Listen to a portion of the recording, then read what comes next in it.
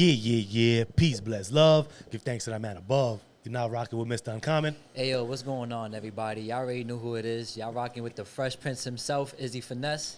And the one and only, Jay Confident. Remember, y'all, experience is the teacher once you fall. But if you pay close attention, like really close attention, it might teach you how to fly. Let's go! Yes. Did you just say like a reference, like when the bird throws the pigeon off the tree? And then you learn how to fly from there. That's crazy. See, don't let it go over your head. You know what's crazy too, right? I was watching something the other day, and he was like, yo, does the bird trust its wings, or does it trust the branch that it's landing on? It ain't landing on no branch. No, it's a metaphor. That it's a metaphor. Yeah. Does it trust its wings, or does it trust the branch? Because say you flying, right, and then you hop on the branch, but how do you know that branch is good? You talk about that? You already knowing how to fly. Yeah. Oh, I just about like a baby, like when they throw the. No, it's a metaphor. I'm about to be like, it's a metaphor related to that. I got you. If you get put into a certain position in life, do you trust that position or do you trust your instinct? Yeah. But even worse, like when you're a baby, like that's crazy. Like how do your parents trust? Like I know your parents went through it, right, as a bird, but how do the bird feels when he gets pushed? The branch, bro. Like, that's fucked up. I love how this conversation. Yo, that's just a little. Just that why nobody's gotten high so far. Yo, I know it might sound like it right now. That's just the things we goes through your head while you just sitting here like, Facts. People think weird things like that, but it's real shit though. Yeah. Real shit. Real shit. Real shit. So is that equivalent? Nah, I'm gonna end it right here. We're about to go deep. Into it. Is that equivalent from your parents? Your parents don't push you to go to walk. No. You just get up and walk yourself. Yeah. Because you crawl first. So fucking birds are brutal, man. Yeah, man. They're brutal birds, man. Do or die, baby. Do or die, yo. Damn. Nah. Too much. Hey, Izzy, but go. that right there's just a little tease on what we're gonna get into, right? So, before we get into anything, please like, share, subscribe, and also follow us on Instagram at OffXperience Pod, and also join our Xperience Talk Wednesdays, right? We go live every Wednesday, 7:30 p.m. We might have special guests, or it might just be us, right? So please, always, every Wednesday, 7:30 p.m. Tune in to Xperience Talk Wednesdays. Also, hit us up on the DM if you want to join the community. Our community is live, it's going, it keeps growing every day. Check us out on TikTok, TikTok, because we also put videos out there too that you might not see on IG or you might see on IG. But also shout out to the audio listeners. We see you. We see the analytics. We appreciate you downloading. We appreciate you streaming. We appreciate you vibing. We appreciate you locking in. But stay locked in. Stay locked in because we got better things coming for the future. Let's go. Yeah, and YouTube is changing this game. So we liking it. It's different. We liking it. He said no more AI content. No more AI content. That's crazy, yeah. I ain't gonna lie, though. I do love. I was telling him the other day, like, yo, I do love the little the Yetis and all that. The Yetis that they have with the gorillas, the AI stuff. Okay. Those shits is hilarious to me, bro. Like, but yeah, no more AI stuff, man. Facts. So today at OffXperience, we got a real heavyweight in the building. Whoa. A man who's been making major moves in the tri-state streets for over 15 years, helping people flip the script on their finances and their future. From residential loan officer to big-time commercial broker, direct lender, and serial entrepreneur. This man didn't just play the game. He changed it. He's the chairman of HGRN Holdings, running a whole empire across real estate, media, and investments, pushing a mission bigger than money, empowering people with knowledge so they can build that real generational wealth. Proudly Puerto Rican, which we're going now. I can't wait for this trip. Yes, sir. You know what I'm saying? Boricua, puñeta. Okay. NYU graduate. Yes, sir. First generation college grad. Husband, father, leader. And through it all, he never lost sight of what really matters. Whoa. Faith, family, and putting people on. He lives by one motto. When you present value, price is no longer a question. Bronx, tri-state, tap in. To Luis Omar Figueroa. Yo, man, thank you. Where's the guy? Where's the guy? That sounds mad impressive.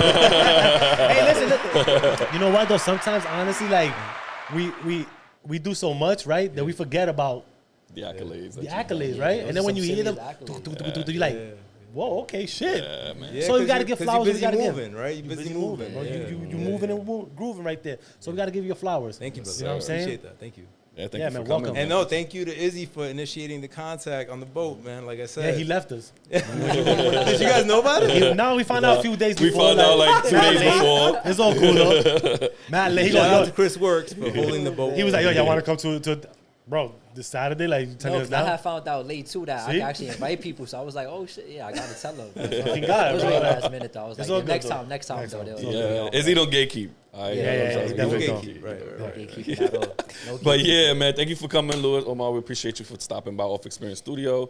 So before we get into it, let's go talk about the young Luis Omar. Let's talk about growing up with mommy, where you was when you left PR, if you remember that, when you're old. Yeah, I got a good memory. You know man. what I'm Got a good saying? memory, yeah. Let's talk about that. Back in the days, who inspired you, you know, where you grew up and stuff like that. All right, so I think my tale is really a tale of what not to do, right? So my mom got pregnant out of wedlock back in the day in Puerto Rico. That was no, right? Exactly. Yeah. So her and grandpa was a very strict individual, well known in the pueblo or whatever. So he was kind of embarrassed. So she broke out to New York, not knowing English, whatever. My pops was kind of my pops. He was there, but he had his own issues. He went to Vietnam, so he had like addiction issues. Yeah. So all I learned from watching, because I believe we are what we see, and I observed my mother come to a country, even though we're American, and not know the language and just get to it, right? She would wake up, she would find a job, and even before I get there, like she was being told by her sisters like to get put on to like welfare and Section 8, like that was like making it back then. That was the What thing. year was that? This is the 70s. This is 70s? the Okay. 70s, late 70s. My mom came like in the 8. Like, Yeah, I was late- born in 74, so it was like Okay. 1978, Gotcha. 1979, 80. That time was fucked up. Yeah, bro. and the Bronx was bad, burnt, bro, right? yeah. But the crazy part, and I believe that, and this might become controversial, but I believe Puerto Rico or Puerto Ricans were very institutionalized to believe like, here's this, you should be happy with this, and then they became happy, and if you notice,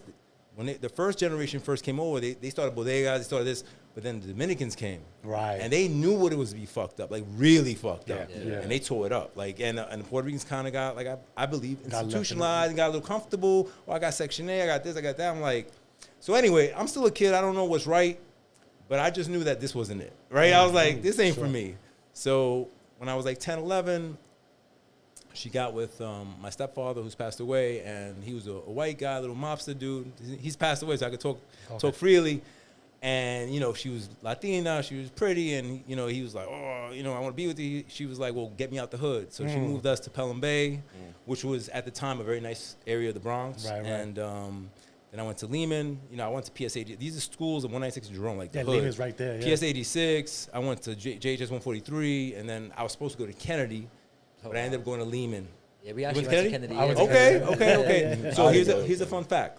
Out of all the people I left in 143, I don't know who graduated from Kennedy. Yeah, 143 is right. Is Right is there, right there. you know Yeah, that part of the yeah, Bronx, yeah. right? The reservoir and stuff like that. Yeah. So anyway, we're over here, and my step-pops, and he's making money, works and all that, but he didn't really have an education. And my mom was always about education. She was like, go to school.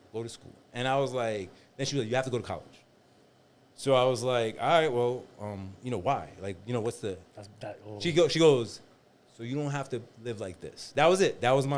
That was the only direction I got, bro. Yeah. So ended up meeting, I met a lot of interesting people in my life. And one girl I met was at NYU. And that school wasn't even on my radar at the time. I was thinking Lehman College. Because I mention these things because you believe what you see. Like, Right. if everybody's going there, you're like, all right, I'm going to go there. Yeah. So here it is. One person says, yo, you should try there. She knew I had good grades and stuff like that. And I was like, but it's expensive. And she was telling me about financial aid. I didn't know what these concepts were. So I had to, I started investigating, and I applied, and I got in. But I remember going to my guidance counselor at Lehman and saying, hey, I want to send my application in. Right. And this is not a shot at her, but just give you another example. And she was like, well, NYU is a very expensive school. You sure? Right? And I don't think she was shitting on me, but she was more kind of like understanding that But realistically, yeah. yeah. And that just put the battery in my back. I was like, yeah, I'm sure. And then I got in, and then when I went to NYU and I met so many different people, people that weren't living like in the hood. I met Vanessa from the Cosby Show. I met like students right next to her. Like we're just sitting here, we're just people, right? And I started understanding that we're all the same. And if going back to what I was telling you guys off camera, like if I could really learn the game, I could change it, right? So of course, I graduate, I do a few things. What you go to which college for? My original plan was be an FBI agent. That was my original plan. Why? You carry a gun, it's cool, you see the movies. So did you have a choice at John Jay? Yeah. Right? But NYU was like a superior school. So, okay. Yeah, so I was like, yo, if I'm going to shoot, I'm shooting for that. So, I heard you. So I went there. And even then, when I went... It's the FBI, that's why. Like, I know some criminal justice. Yeah, so then when I went to NYU, and they were like, because you had like, there was a process back then. You'd have to go and physically interview, right? And I remember, and here I am, Spanish kid from the Bronx. You know, my boys hang out in the corners, drinking 40s. Like, that's what they do, right? And she's asking me what I want to be, and I'm telling her, she said it. She's like, you don't really have to come here, but you're here anyway, so might as well. And anyway, like, there was a lot of, I don't want to say friction, but there was just a lot of, like, signs that were like, yo, you know, you don't really need like to be pause, here. like, stop. But for whatever dysfunction I have, the more you tell me I can't do it, the more I'm going, right? So I went, I graduated, I had a son at 19. My father died at 18, so it was my second year of school. I had a son at 19. My grandfather died at 20. Like, every year was some crazy shit. But I put my head down and kept going. And graduated. I started a business with some friends at a liquor store and a nightclub. You started a liquor store and nightclub? Yeah. Because that was the dream, right? Like, that's what you saw. Like, that's successful people with small business owners. Right. But even before like going into like the liquor stores, right? Like, what was like the mindset though that you had to like, I actually want to do like entrepreneurship? Yeah, because with everybody telling you stop or anything like that. I was all. Oh, do you even have a job, a regular job? You never had a regular job? I've had job? a regular. I was a waiter. I was a you experienced those type of stuff, right? Yeah, I've done that. I mean, all right, one job that I had in particular, I had to take a semester off because I had my son Dre and we didn't have enough money for my tuition, so I had to go get it. Right. My mom was like, "Yo, out of my hands. Make it happen, bro." Yeah. So luckily, my man Sammy, who passed away too, he was a cop and he plugged me into this building where I was covering. It was on 79th and Broadway. It's called the Apthorpe. It's a big-time condominium development now. The average price is like $4 million an apartment now. But back then it was a rental, right? So he was like, yo, my man Milton, he needs some fillers, guys that fill for the other guys who go on vacation. Okay. He was like, I told him about you, go down there. So I went and I interviewed. And so I got the job. And at that job, I met people like Nicholas Pileggi, who wrote Goodfellas, Nora Ephron, Sleepless in Seattle, Bernard Arnold, the chairman of American Express. I met some big hitters. And so we were told, yo, when you're I was the elevator guy. So I pressed the button for you. Like, what floor are you going to? That's it. That was my job. Right? And I was told, be quiet. They're not to see you. They're not to hear you. You just do your. So I was like, okay. Just be a fly in the wall. But they start talking to you. And you can't be, you can't be on something like, yo, I can't talk to you. So you start talking to them. And the more I realized, I was just like, yo, they're just regular people. We have issues in a different way, right? And the crazy part is I got a job from somebody who worked there. I got a job somewhere else. She was like, yo, is this what you do full time? I was like, well, I'm filling in. She was like, I have a job offer for you somewhere else. So that's kind of how it all worked for me. And people just put me on because going back to what we talked off camera, I play my position. Like, if this is what you tell me to do, I'm going to do it. Like, I'm not, okay, I'm learning, right? At this point, I'm like 19, I'm 20, I'm a kid.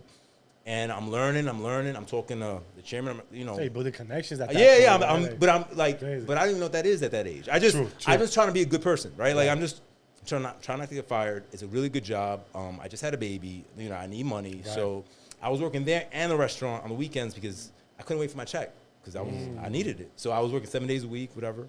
And I pay attention, and anything I learn, I try to apply it, right? So. Going to that job, then the other job. And so meeting all these people, I just started to realize more and more, I'm like, okay, wait a minute, there's not that much difference. Right. I have an education. I speak 2 languages. I'm decent looking, like, I fit in, like everybody's racing me. And I just started going for it, bro. So going back to your other question, the liquor store wasn't even my idea. It was a friend of mine's idea. Okay. And he was like, yo, I found a spot because I had come into a little money. And he was like, we should do a liquor store, and he gave me the whole plan. So I'm like, all right. That guy lasted with me. We opened the store in September. We broke the partnership off by February. Wow. Yeah, we talked about that on camera too. I'm gonna give you a little game. That's so crazy. here's the original plan. The plan was this. The plan was it was me and 2 other guys. I had 50,000 I put in. So I told them, yo guys, that's all the money I got, right? So I want to get it back out, and then we'll go 33, right? Well, like, let me just get my money back out, right? So we started. Now, in the liquor business, is 2 seasons. There's January to August, and there's September to December. Because during the holidays, you make as much money in those 3 months that you make in the whole year. Correct, right. Which I can see that. Right. I can see So that we for sure. got in there September, October, so it started popping, so they thought we were rich. Going back to education. I'm like, yo, we only make 30% of every dollar. High end. Because I'm in the hood, I'm not selling wine, right? I'm on 159 3rd, I didn't even tell you. I'm on 159 3rd, across the street from the precinct, Port Apache. Port Apache, all right. So they're like, oh, we made 10 G's today. I was like, we actually made 3 G's. Like, I'm trying to, so the friction started. Then the guy with the job that I got to get paid for being here. I'm like, yo, we just started this, bro. So again, the writing's on the wall. Yeah, so I'm like, oh, shit. shit. So finally, the other one was like, yo, I think we should just be partners. I was like, we will be. I was like, but let me get my money out. Nah. We should be partners now. Fuck, yeah, okay. No, listen. I was like, all right, man. And I love these guys. These are like my brothers, right? I was with them heavy. So you had faith in them. No, I just thought, going back to education. Trauma. They weren't, and I'm not shitting on them, and they want to watch podcasts. You didn't know any better. They didn't know better. I didn't know better. I didn't know, like, I was trying to explain shit on the fly. They called my other boy who's an accountant, and they're like, yo, the money's missing. He's like, what money is missing? This is the money. This is what you got, bro. What money is missing? You see that? Right? So they called my other boy, who's my best friend right now, and he's like, yo, they bugging. I was like, yeah, I'm living with this shit, right? P.S. On top of having a liquor store, I was driving a cab because we were making no money. So I was driving a cab to try to make something, like just to try to keep myself going. Anyway, so finally I was like, look, guys, tell me what you think I owe you, and I'm gonna pay you. And we're not partners anymore. And then I did it, and I paid them out, like weekly, and Right. then I got into the liquor. Then an opportunity came. Like my other boy got into his nightclub on Castle Hill called Candela, and he didn't have enough money, whatever. His partner and then they owed me money from the liquor, so it was like almost like I bought in. I was like, all right, so You got brought in like yeah, because they owe take me this piece here. Yo, they owe me so much money. I was like, I'm a partner now. Yeah, so fuck that. right, so we rocking, right? We're making money. Then my other boy, I skipped the part. In 04. I met my wife, and we were together, and we needed a place. So I was telling my mother, I was like, Mom, I'm gonna buy a co-op or a condo. And then she hit me with well, what about me?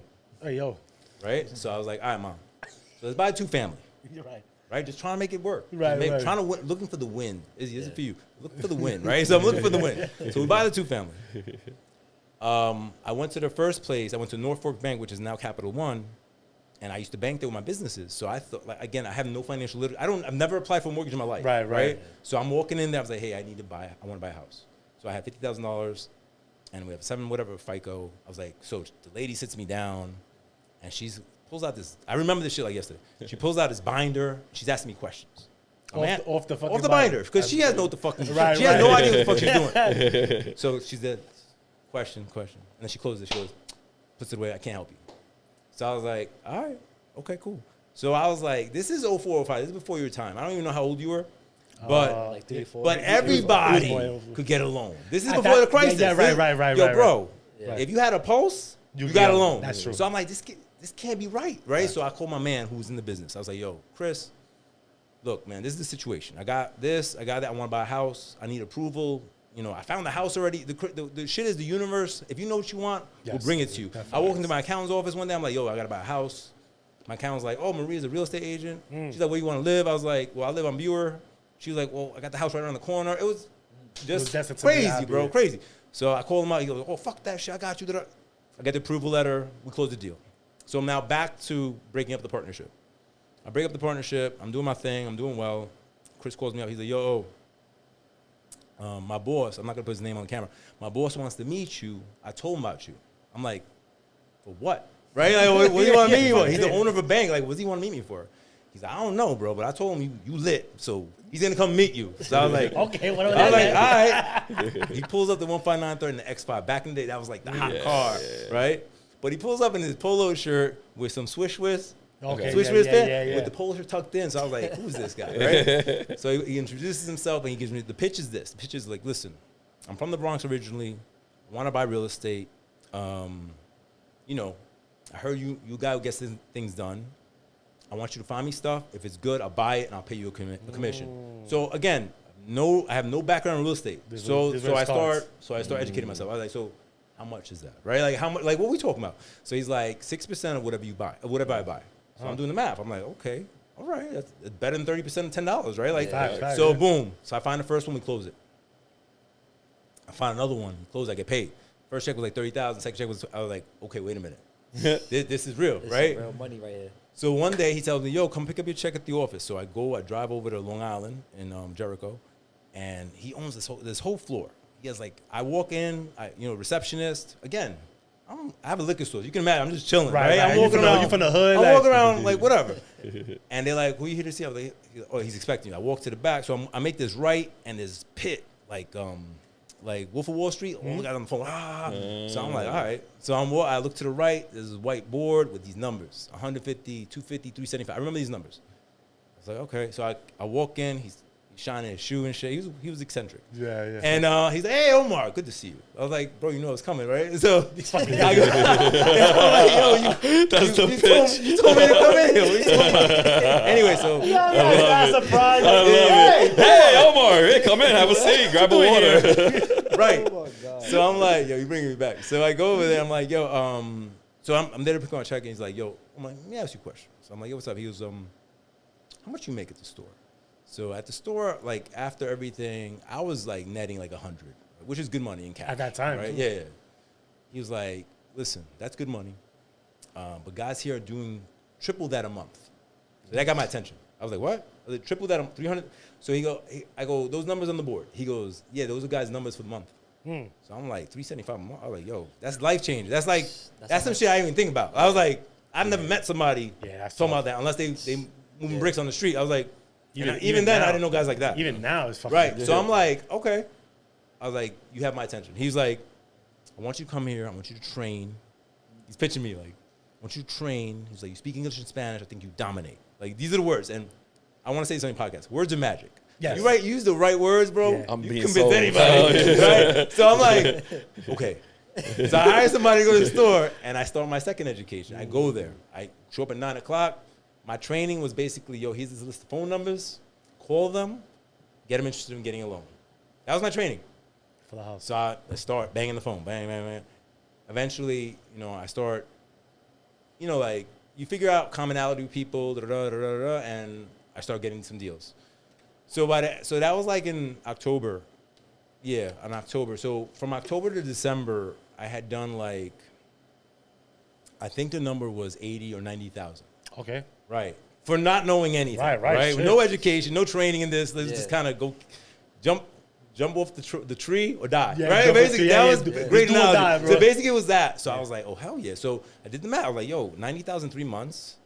That's 360 a year. I was like, 100, I'm killing myself, moving boxes, doing this. Being up at night. If you would sell to anybody over late at night, you have to go pick up the money. It's cool for like a little bit, but I couldn't see myself That's as an another older level. man doing it. Another Right. level. And I was like, this money's clean. I was like, so I made my decision. I closed the store. I sold everything. Yeah. I sold the club. I had a falling out with the partner at the club. He bought me out. I just sold everything in my store. I closed it up, and I went full force For real estate. into lending. Into lending. So The real estate developed. wait, during- but I'm sorry before. yeah. So on the lending, that's gonna trickle down to the real estate and everything altogether, right? I'ma get to it. So before we get to that, Yeah. right? Let's get into his segment. All right, let's do it. Yes, so So you you gonna love start this with one that. too, bro. You Let's gonna hear love it, this let's one hear it. right here, right? So we in the Get Fresh with Izzy segment, right? Get fresh with Izzy. All right. Get Fresh with Izzy, right? Oh, And yeah. I had to come through with some feats, right? Because my man's here, right? He does his own segment, He on right? the feet, which is baby. called Heat on the Feet. Yeah. I don't think I actually wore these on the pod yet, but I'm gonna break it down right now, Okay. right? Yeah, So I got on the Air Pegasus right now. Right, Okay. very, very comfortable sneaker. Nice and I don't know if clean. y'all can see. Yeah, So when he nice goes and clean jogging? right there. Nice and yeah, clean. for real. By the way, I love like Nike sneakers. Like I don't know, for some reason I feel like Jordans to me now starting to get uncomfortable. Oh. But like if I wear them Blasphemy for right here. It's no, blasphemy. Yeah, like ooh, no, like if I okay. wear them for a very, very long time. I love Jordans too, by the way. But which ones? All of them? I know not you all of probably them, got not your- all of them, not all of them. I know some of them are A few comfortable. of them, yeah. Some of I them still are. like my patent leathers. Like I love those. Are It's very, it's very so you controversial. can't say yeah. No, it it's really very is. controversial. Yeah, It's yeah, very I can't- controversial. It really is. Though, That's a right? very controversial type. Like, anyways, so I got my Air Pegasus on. I got some Nike baby blue shorts. Oh. Got a H&M navy shirt on. We doing the whole thing. All right. Yeah, and then I got always got to do home team. OffXperience OffXperience, snapback okay. right here, and that's my fit for today. Yeah, Okay. yeah.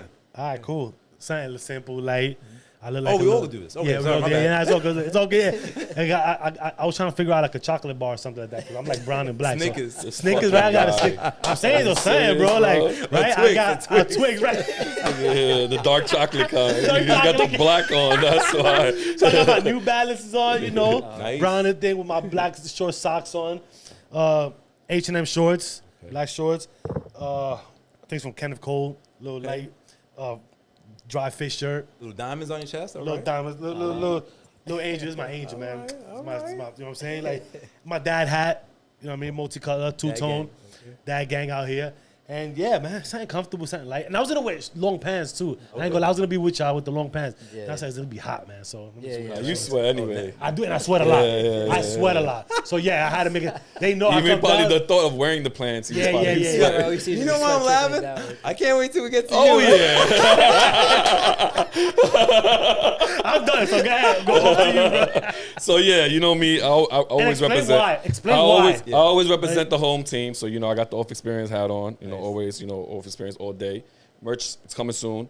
I got Nike sweats on, regular Nike sweats on. I wear pants today because everything's packed. Okay, that's what I was Because he's waiting, going on a waiting trip, for. just in case. It's the same thing. He's It's the- stunting. He's stunting. It's the Stunt, same right? thing. I I haven't. know, like, stunt, It's the right? same thing. I haven't gotten in shape up in a while because I'm waiting to go on the trip, get them nice and Don't waste fresh. it. Don't You know what I'm waste saying? it. I'm Don't like- Don't waste it Yeah, right now. right. So, anyways, Need a few more days. besides that, I got a regular white tee on.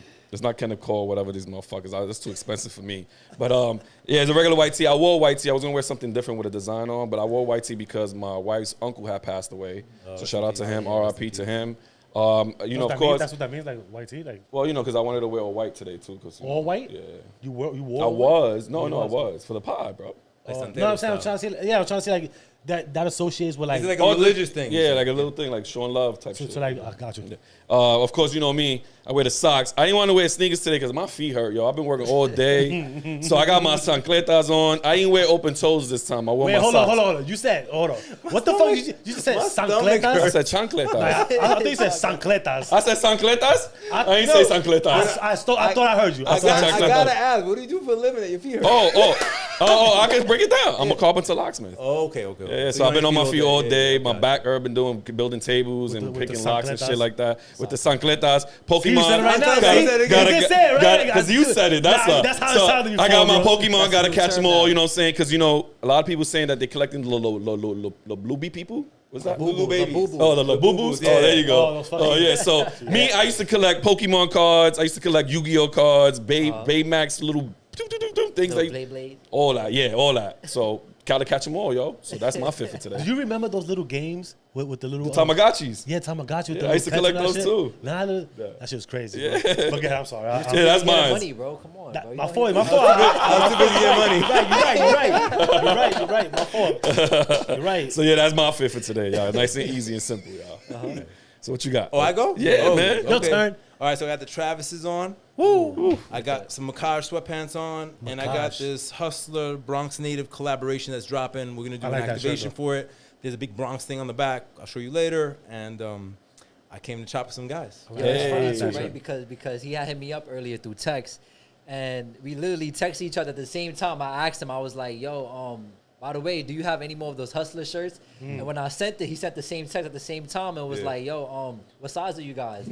So it was like, "Oh shit." So that, I like I that. don't I like have that your shit. sizes, but I will That's get it. them. But I'm a big believer in this, right? Like, so lately, I'm always trying to enhance shit, right? So you guys invited me on your pod, so I wanted to bring gifts, right? That's why I asked you if you had a side, and I brought the books and all that because, again, like most people don't understand this, but this takes time, effort, dedication, and Right, I wanna, you know, show my gratitude No, we because a appreciate lot of that, people too. be like, you know, they, whatever. Yeah, Well, you know, yeah. they don't understand what it takes. I know, right? yeah, yeah, It's yeah. work. It's work. Facts. You know, Definitely. Facts. We it's Facts. fun, but it's work. Yeah. It definitely is fun, but it's definitely work. I'm with you Yeah, now. yeah. So, But definitely need those hustler shirts. Gotcha. though, nah, for they, sure. I like that. That's And Yeah. also shout out to Amadi's the Bronx native too. That's Yeah, an word. amazing collab that y'all, Yeah. both of y'all Yes, guys got yes. going on. Check out the episode we did with him too, because we did it in the store. Yeah, as you would say, Yeah. That right there concludes my segment. all right, so Yes, going sir. back to now your entry now into To this real whole estate. financing, money lending, real estate, and everything. Right? Yeah. Yo, So- it's great, man. It's just numbers and people. My first deal, I remember it. Like, you know, things that matter in your life, you remember. My first deal was $100,000, right? Like, in the business, that's not considered big, Yeah. right? But to me, it was everything because I was like, Right. wow, I felt validated. Well, you I was did, green at the I did time, it, right? I was right? like, I did it, right? Yeah, and I did it. Well, I believe this is an ode to why I am where I am right now. I did it, but not just like a lot of guys were doing shit and they would just kind of pass it off. Like I would go to the client's house, close with them because most of my clients were Spanish at the time. They didn't know how to read. Like I gave them the full service, but- right? Going back to value. Yeah, like you saying that too, because I actually heard the story where that the one that you explaining right now on Instagram, and it's crazy, right? Because you mentioned that the guy was Jewish, and he actually went to you because you were Spanish. Yes. So you had that, you know, that advantage over other people. And Well, I didn't understand at the time, right? This is me in retrospect Okay. with hindsight, but Yeah. at the moment, I'm just thinking like he knows I'm lit. Close, you gotta close it out. You Yeah, he gotta knows close I'm it lit, out. and I'm like, all right. And then the amount of money I was seeing, I was like, oh, this is incredible. So I could, like, remember, I come from my mom being on Section 8. My mom was a worker, but she was always kind of like behind. So I was like, yo, I could change shit. Like I could change it. Like you know, just FYI, like my kids are gonna finish school. None of them have student loans. I paid my student loans off at 45, bro. Like it's not shitting on them. That's my job. I'm the dad, right? So Nice. those are the things that I kind of look to. I'm like, yo, I could change shit. Like we don't gotta be stressed out. We don't gotta stop going to school and having to get jobs because like all the stuff that I kind of dealt with. You know, they say that fathers like to like protect their children from the traumas that we had, right? Well, yeah, 100%. Right. So I grew up in that scarcity, but I've always knew there was a better way, and you know, and I No, still you, believe it. and you found it. And I wanted to put a disclaimer on this real quick, right? Because I know people always think that just because you're successful in all that shit, that you have to go through like fucking being rock bottom and being poor and all that stuff, right? That wasn't your case. That you everybody had hard times for sure. Your mom was single, not single, but you know, your mom that she came over like the story you told and all that. So there was struggle there for sure, right? But people think it's like, oh, it's got to be like real down for you to get back up. It doesn't have to be like that. It's because you wanted it. You saw your surroundings and said, yo, this could be better. Yeah. You know what I mean? So I just want to make sure that everybody knows that part too. Like that is if you want it, whatever your circumstances are, you want it, you go get it. Right. I think the bigger statement to that to add to you. First of all, strength comes only through struggle. Right. And the second part becomes is like, what makes you happy, right? Correct. Because you don't got to be chasing it. Like I've had this conversation with other people. Like, what's your number? Oh, I'm like, yo, and I don't sound.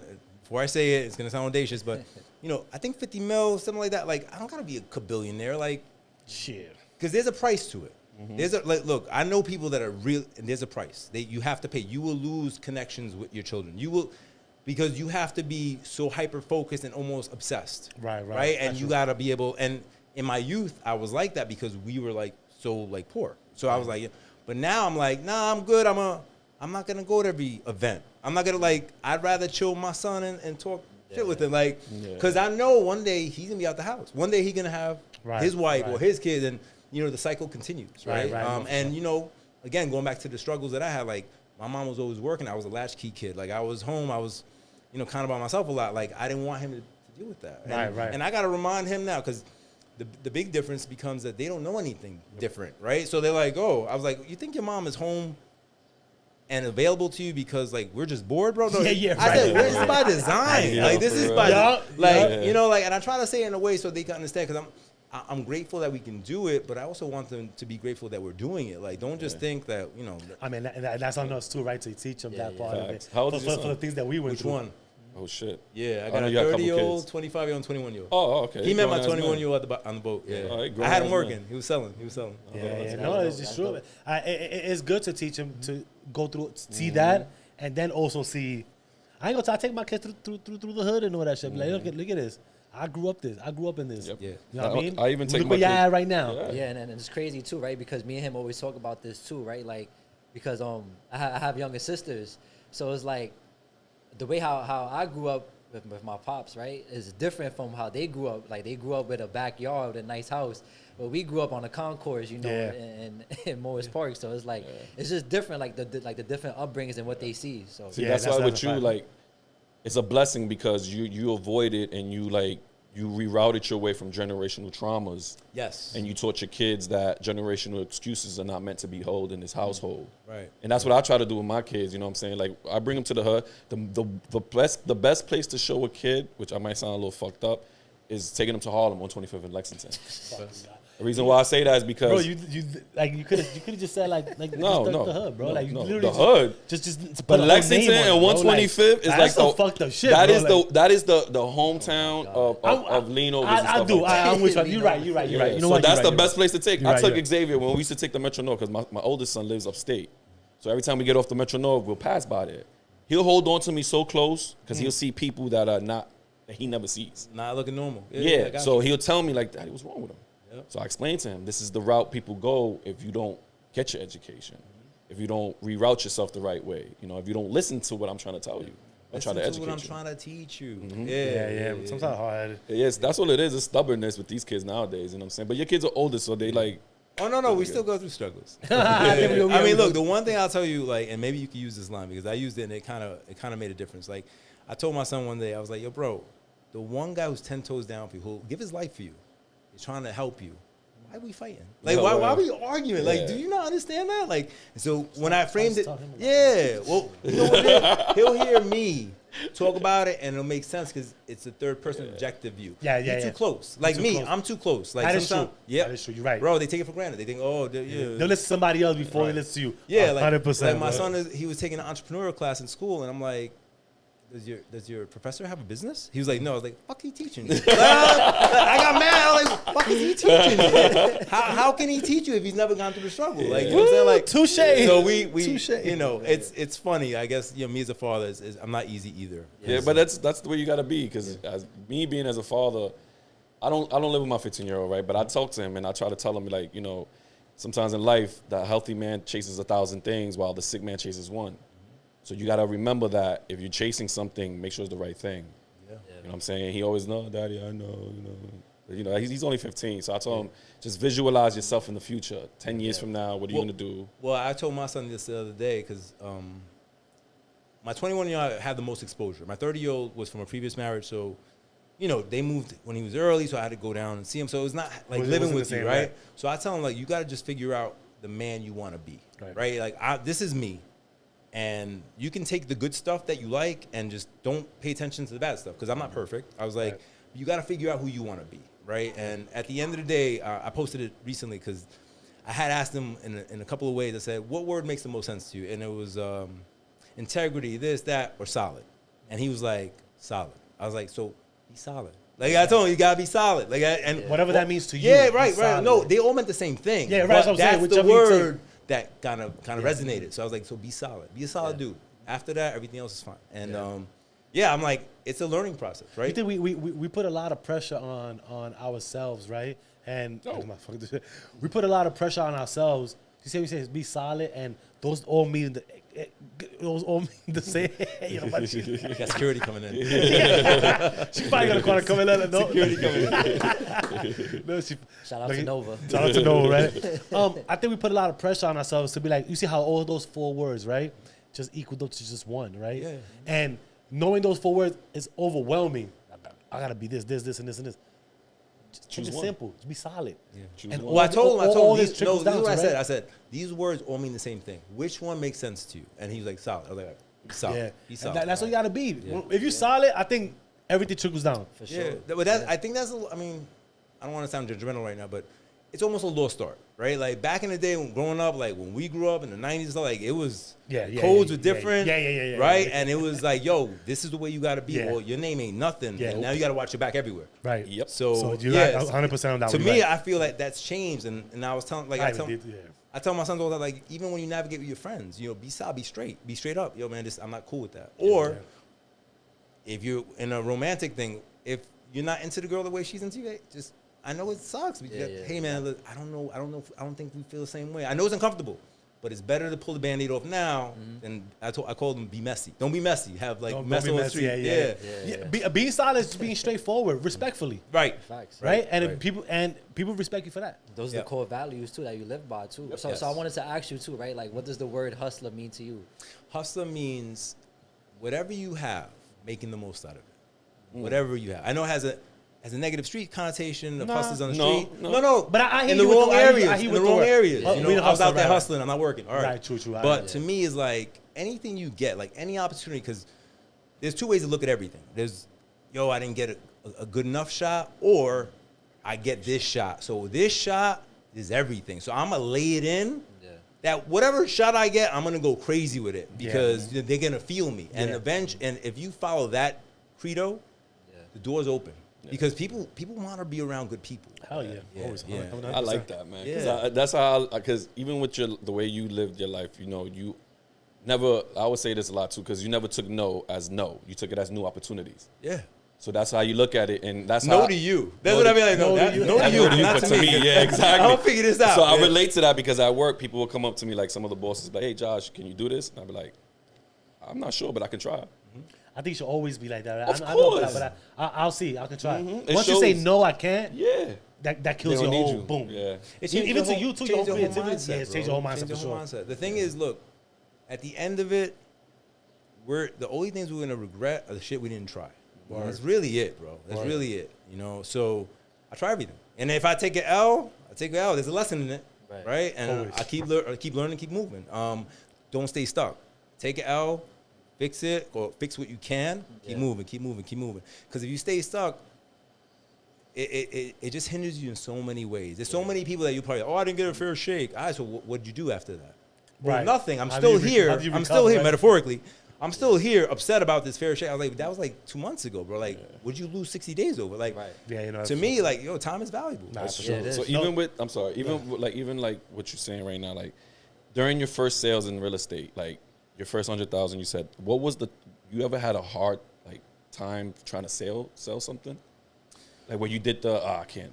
Nah. So there was a moment in my life that I was like, So I had gone through I'm gonna give you a quick story. So it was a mindset shift for me. So again, going back to where I come from, we never had enough. So I'm in sales, and all these kids, they're all young. We're all young in our 20s, right? Nobody has much. Nobody comes from money. So I'm doing it. I got going to being solid again. I met this guy. I did a deal for him. He said, I'm gonna tell you, my man, he's stuck somewhere. I went in to meet this other guy named Bobby. He's passed away now, Bobby Garcia, big time developer in the South Bronx. I walk in to meet him. He didn't have anything for me at that moment, but he goes, hey, my secretary needs your help. She's stuck right now. So I meet her. Her name was Anna. She was in the middle, son. I was able to help. I helped her. 2 months later, Bobby calls me up. Hey, man, listen, I got to refinance the house for my daughter. He bought a house for her, but, he's paying the mortgage. So this was the puzzle that changed everything for me. And I was like, all right, so not to get too technical, but let's say the house was $400, and they were only going to lend him $350. Just say that number, right? I'm just using that number arbitrarily. But he owed, with everything included, $362, right? Like 10, 12 G's. So I'm breaking my head. I'm like, oh, my God, man, can't do the deal, so we're short. Right. So I call him, Bob, man, this is where we at. So he tells me, well, if I got to throw a couple of nickels in, Omar, just let me know. So I was like, it's $12,000. I was like, yeah, I got that. That changed me. I was like, I can't think with my pocket. Like, these guys, I'm rolling with millionaires, right? I can't think with my pocket. Like nothing, He was like, I got $12,000. To him was like $12. Yeah. So I was like, word? He was like, close them on. So that changed everything, because I'm like, all right, so now I got to stop thinking with my pocket. And now I got to learn my client. And going back to becoming a craftsman, guys, going back to, I was talking to Izzy off the camera. I was like, people jump in the business when it's easy, jump out. I'm a craftsman. Like, I learn so that when shit is up, I'm super up. Right. When shit is down, I'm still up. Why? Because I never stop working. Right. That's the secret, right? People are like, I'm going on vacation. Bro, I like to go on vacation too, but like, how many times are you going to go on vacation? You got to work more than your vacation, right? But that becomes, they see some money, and all of a sudden, they got to do this, or buy the bigger thing, or got to get the Ferrari, got to get the Jeep. And sometimes that happens when you don't come from something, is that you don't know how to manage that. Well, that, and also I believe that people come from nothing to feel valuable. They feel like they have to wear valuable They things. have to, yes. Yeah, and that's by design. That's 100%. marketing. Yeah, for sure. That's like sure. imposter syndrome. That's all of that. So I broke through that. Look, at 25, I bought a V12 Mercedes 600. Okay. No business. V12. V12. So you know what that is. You know what that is. Hell yeah. 25. Me and Big What? Pun. Hell Me yeah. and Big Pun were the only guys in the Bronx. Yeah, Clubs, yeah, right? yeah. Yo, facts. Yeah, Word. I met him. Like, Yo, yo, you I fucking could get right. that car. So I wasn't doing anything I'm proud of, so we're not gonna talk about it. But I had to give back. Yeah. Like, I didn't know what insurance was. Like, again, going back to financial literacy, I didn't have nobody to talk to about this. I was like, I want it. They're like, all right, your insurance is $14,000. Like, in like early 2000, like, Yeah, what? yeah. My payment was like that. I was like, this like, I'm living with my mother. I was like, oh hell no. So that was like a 9-month thing. Then I was like, I had to give back. I was like, yo, I can't do this. Too much money on But that. I learned that lesson. I learned that lesson. I think you got to go through those type of Yeah. stuff. We all got to. I don't think Got to. nobody gets deemed for those type of stuff, Nah, right? it's You a got to go lesson through it on learned. your own, right? It's a lesson learned. Yeah, that's right? dope though. That's So good to learn. so now even moving on to the deals and all that. Like, how do you start getting your stuff going on, right? Like your business. Yeah, the and all that. HG. So they Yeah. So in 2012, all right. So 2008, the meltdown happened, Right. right? We're gonna get some ice cream Did you- after the show.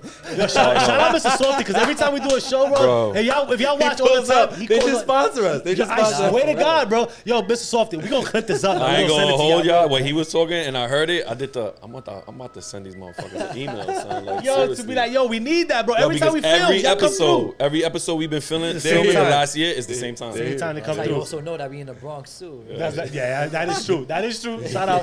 But yeah, guys. All right, what was the question again? I'm sorry. I lost. Like your businesses, like I know 08 came. All right, so you know, so I started in the lending, and so the one thing about me that'll be like a repeating theory, a repeating thing in the whole story will always be learning, right? Right. So they wanted me to sell. I'm like, all right, cool. I'm selling. I know how to sell, but how does this work, right? So there's underwriting. There's the back office part.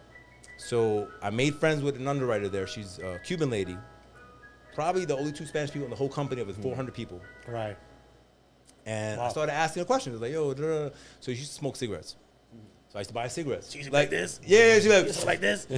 I'm like, yo, I just want to see. So I learned about desktop underwriting, loan prospector, like all these things that like usually are just clerical. Yeah. I learned them. So now, you can't tell me what's right and what's wrong because I know how to do this shit now, the right? back end So I going go on. anywhere.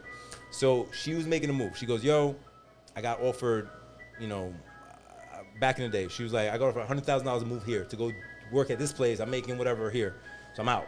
She's like, but I told him about you. So I was like, all right. And, again, just walking through, being solid, right? I was like, all right. She goes, so go meet him and interview. Hey. So I was like, okay. So I go there. Younger kid than me, had his own place. Well, to give you some preface, I used to work at a Syosset building, and he worked in Hauppauge, and we were at the same company. So they would put competing numbers, like they put competitions up. okay, yeah. So my name would come up, and his name would come up a lot. Oh, so y'all Yeah, we was used to like- compete. What? Right. Which is whatever. fine, it's Yeah, fine, it's whatever. good. It's- It's competitive. Yo, you want to Competitive, win, right. right? You want to win, but I want to beat somebody good. So anyway, I go meet with him. He's pitching me, da-da-da.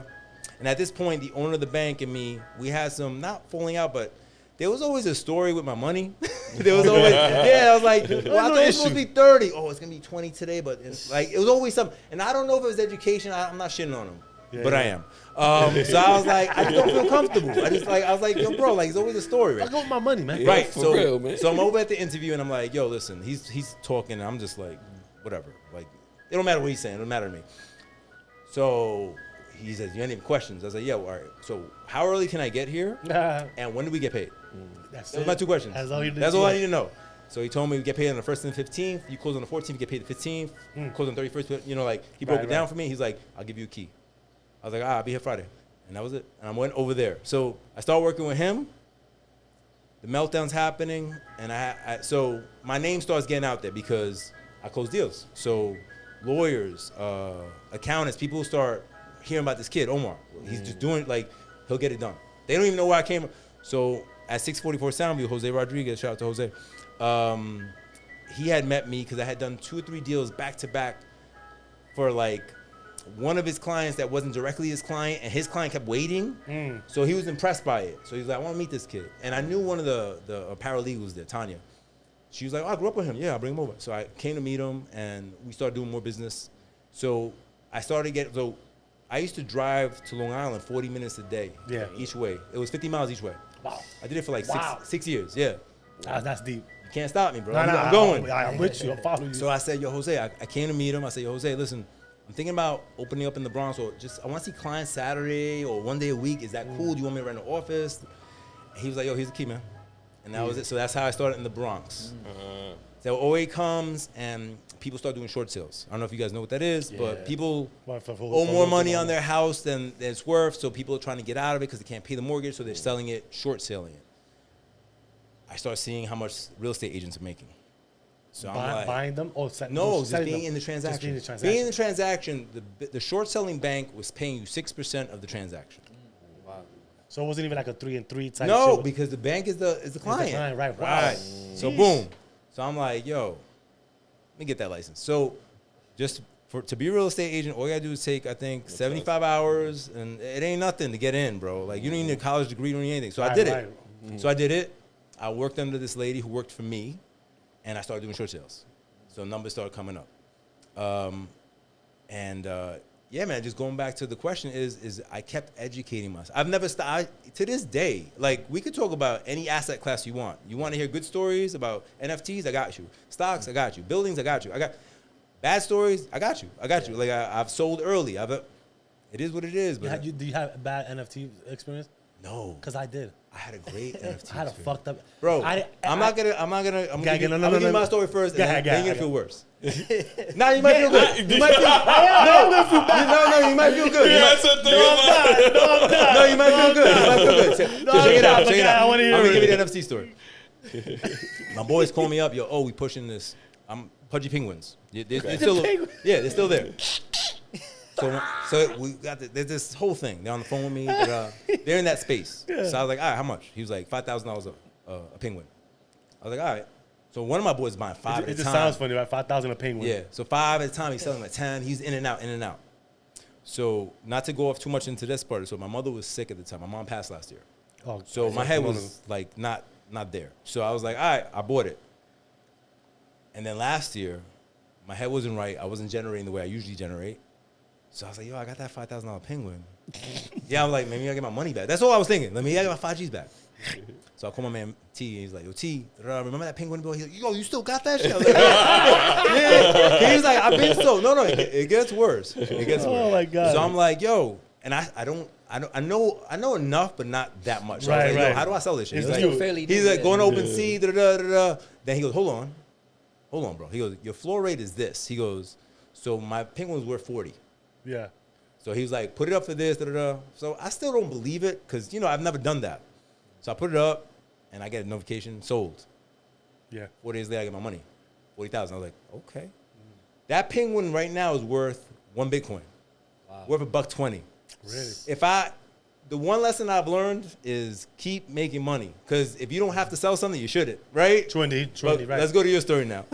Well... That story Damn made you! Damn you! Because that shit was inspirational, bro. Yo, but back to before you go into your story, remember, it's about the people, right? The people that put you on. That's true. Having good people. Like, they were into it. It wasn't like, yo, you should do this. I'm going to make something. They're like, yo, we moving, Get in. See, I was like the first generation educating for NFTs. Yeah. So I didn't know any better, right? Yeah. I got in, but I understood all that. I even got an NFT book. I understood all the floor price and that shit, whatever case. The only thing is that when you so stuck on, again, education, when you so stuck on, let me hold and not know when to sell and all that, fucked me up, right? So every time, the whole game was this, to get on the whitelist. Okay. Right? Get on the whitelist, get it early, get it a discount price, and then when the original drop comes like a day or two, you sell it. You put it back on the foot, sell it back up, right? I wasn't doing that. So I was over here while you was talking. I need you to see all these. You looking up your NFT? Look at all these NFTs that I got there. These are all yours? Those are all mine. Oh, shit. So now you tell me, bro. I see the number, Papa. Is this what they work together? Damn, bro.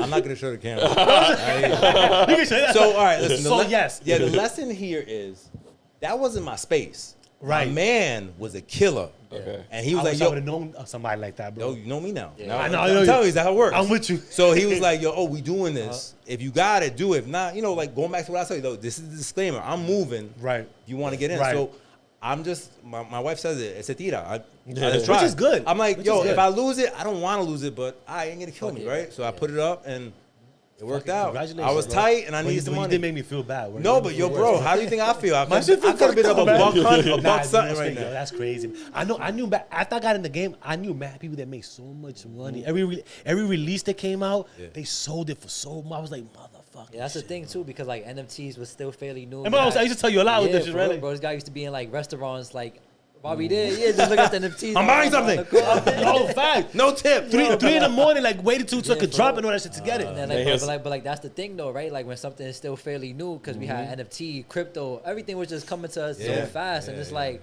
yo, but like, who's gonna be here to like really educate us unless you know somebody, right? Well, that's the plug is, listen, if anybody pays attention, yo, is knowing people. Like, and knowing how to play your position. That's the shit. I'm not an NFT guy. I'm not a specialist or whatever. Like, he was like, yo, oh, we doing this. My man's like, yo, oh, you got to do this. Yo. Yeah. The owner of Modi app. I'm an investor. Okay. Hugo called me, yo, oh, we doing this. Do it. Yeah, I was like, yeah. all right, fuck it. Let's do it. Right. Yeah. When Modi, I'm saying on camera, right, when Modi pops, I might be, you know, halfway to gonna my be 50 up. mil. And I'll be like, we up, guys. Where we Yeah, at? let's You go. know what I'm I saying? like that. Bro. All right, so cool. So, I want to get into my segment now, Yes. and then after that, I want to get into like some questions with real estate and do it. And you know, I got some questions with like people first time buying and all that Yeah, stuff, right? absolutely. So let's get into my segment. Okay, so we got 4 stacks of cards there, right? Okay. Everybody's gonna pick a card. Just one card. Just one card. Or you could pick it up. Don't look at it. Just shuffle it, whatever. Just pick any card. I shuffled them already. Did you ready? Okay, Okay. so pick up the first one, I guess. Okay. Right? We're gonna answer these cards. Okay. Okay? Gotcha. That's it. It ain't nothing prerogative. There's nothing crazy. You know. PG. PG. All right, it's a good one. I like this one. Right? You like? Okay, cool. So I'll go first. Okay. Then I guess Izzy, right. whatever case, right? All right. So mine says, excuse me. Have you ever coveted anything that belonged to someone else? You mean coveted? Coveted. I know you would get it. That's good. That's good though. Thank you. Did y'all see I'm me? sorry, No. Oh, we always go through that. Did y'all see me pause when I was like, I yeah, was like, what does that mean? What word is that? yeah, covered. He was about to whip out his phone. What's that word? Yo, for all that, about to search it up for you. I'm like, But you know why this is dope? This is why I like this. It shows human. Yeah. It shows we fucking human, right? Again, it shows education. imperfection. Again, education.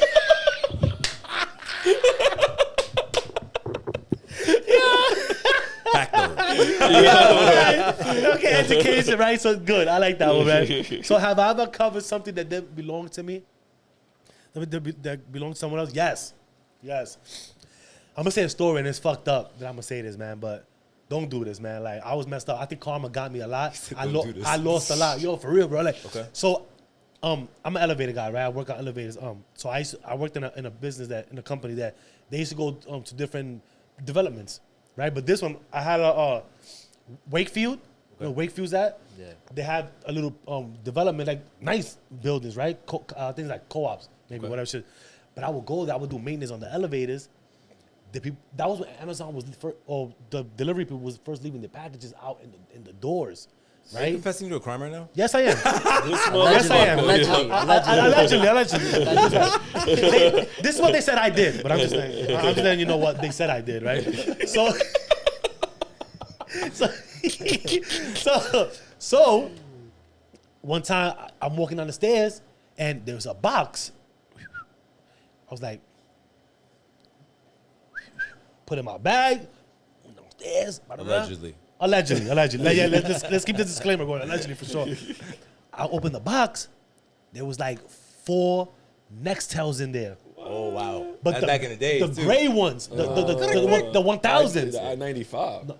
Is it 195? Yeah, No, 1000. flip. The flip, the gray one. That's a The 995. 95. The gray one. 4 of them joints. I sold them for like $250 each. Got to come up. I did have a come up, but I say don't do this because karma's a motherfucker. Like I done lost a lot. Like, and I'm big on karma. I say it, right? Like, I feel because a lot of shit that I did, the things I've lost and all that was because of those type of things. That's just my thing, right? So don't do that. I'm just sharing the story that allegedly happened, right? So yes, I did. Fucking criminal. I know I am. That's fucked up. Not no more. Not no more. All right. And I'm the one delivering the packages. You over here stealing the goddamn things. Don't leave them there. Fucking guy. Go ahead. It's my fault. All right, yo. So my question is, right? If the food is bad but the service is good, do you leave a tip? If the food is no.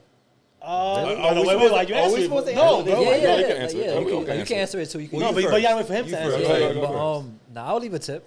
If the food is bad but the service is good, I'll leave a tip. I Because just at the end of the day, right, it's the waitress or the waiter that's coming to us, you not know, their serving fault. the food. Yeah, like they checking up on us, like, yo, is the food alright? You know, everything. But if they do a good job now, then yes, I will leave a tip. But if they don't, because you know you have those waitress and waiters that's come like, around one time. yeah, they come around one time and Yo, that's that's it. not I the hate question. The question is. You go go food too is far. bad. You go What too is far. going You on? go too far. The food is bad. You go too much. The food is bad. No, I'll still leave a You still tip. tip? I would. Yeah, I would too. I've had that happen already, Yeah, so me yeah, I too. would. I think the experience is what you're tipping for, not the Yeah, food. right. The food, correct. Right, yeah, exactly. I'll be mad as shit. I'm like, it's fucking garbage. Because But if they the were food cool. if the food was good, you'd be like, yo, who the chef at? Yeah. Tell you this shit was good, Nick.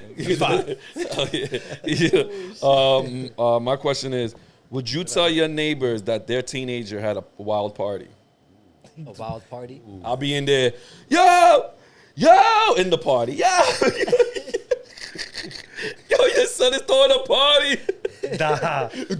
But wait. FaceTime. But your FaceTime. neighbor, your neighbor, right? Word, right. Your neighbor. Are you cool with your neighbor though? Yeah, Oh. They don't say. All right. yeah, I'm cool with my So you neighbor. cool with your neighbor? So you gonna be in the party and you gonna call him from the party? Yeah. God. Wow. Got a FaceTime, bro. Yeah, FaceTime. Yo, did you Look what your authorize son's this? doing. No, did you authorize this? 'Cause if you did, I'm good. If not, I'm chilling. If not, I'm chilling. If we good, I'm chilling. It's cool. I watch out for A him. chaperone. It ain't that bad though. It ain't that bad, bro. I got you. That's crazy. All right, cool. Bet. Yeah, man. All right. So, is it a choice or an obligation to help someone in need? This is a great That's perfect question for for you, me yeah. Wow. because this is something I go through all the time. I believe it's a moral obligation to help people in need, but you have to set boundaries because people keep taking. I like that. That's true. There's always got to be a disclaimer behind it. Like, let it know, because That is true. you're right about that. That's true. Nothing blind because Yeah, people definitely take advantage, and I think it disables people to not want to do more for themselves. Boom. Well, You know what I mean? Like- listen, I'm in therapy currently, and just to be quite honest with you, he told me, Omar, there's a very fine line between helping and enabling. Right. He's like, you have to find that line. He's like, you Right. can help.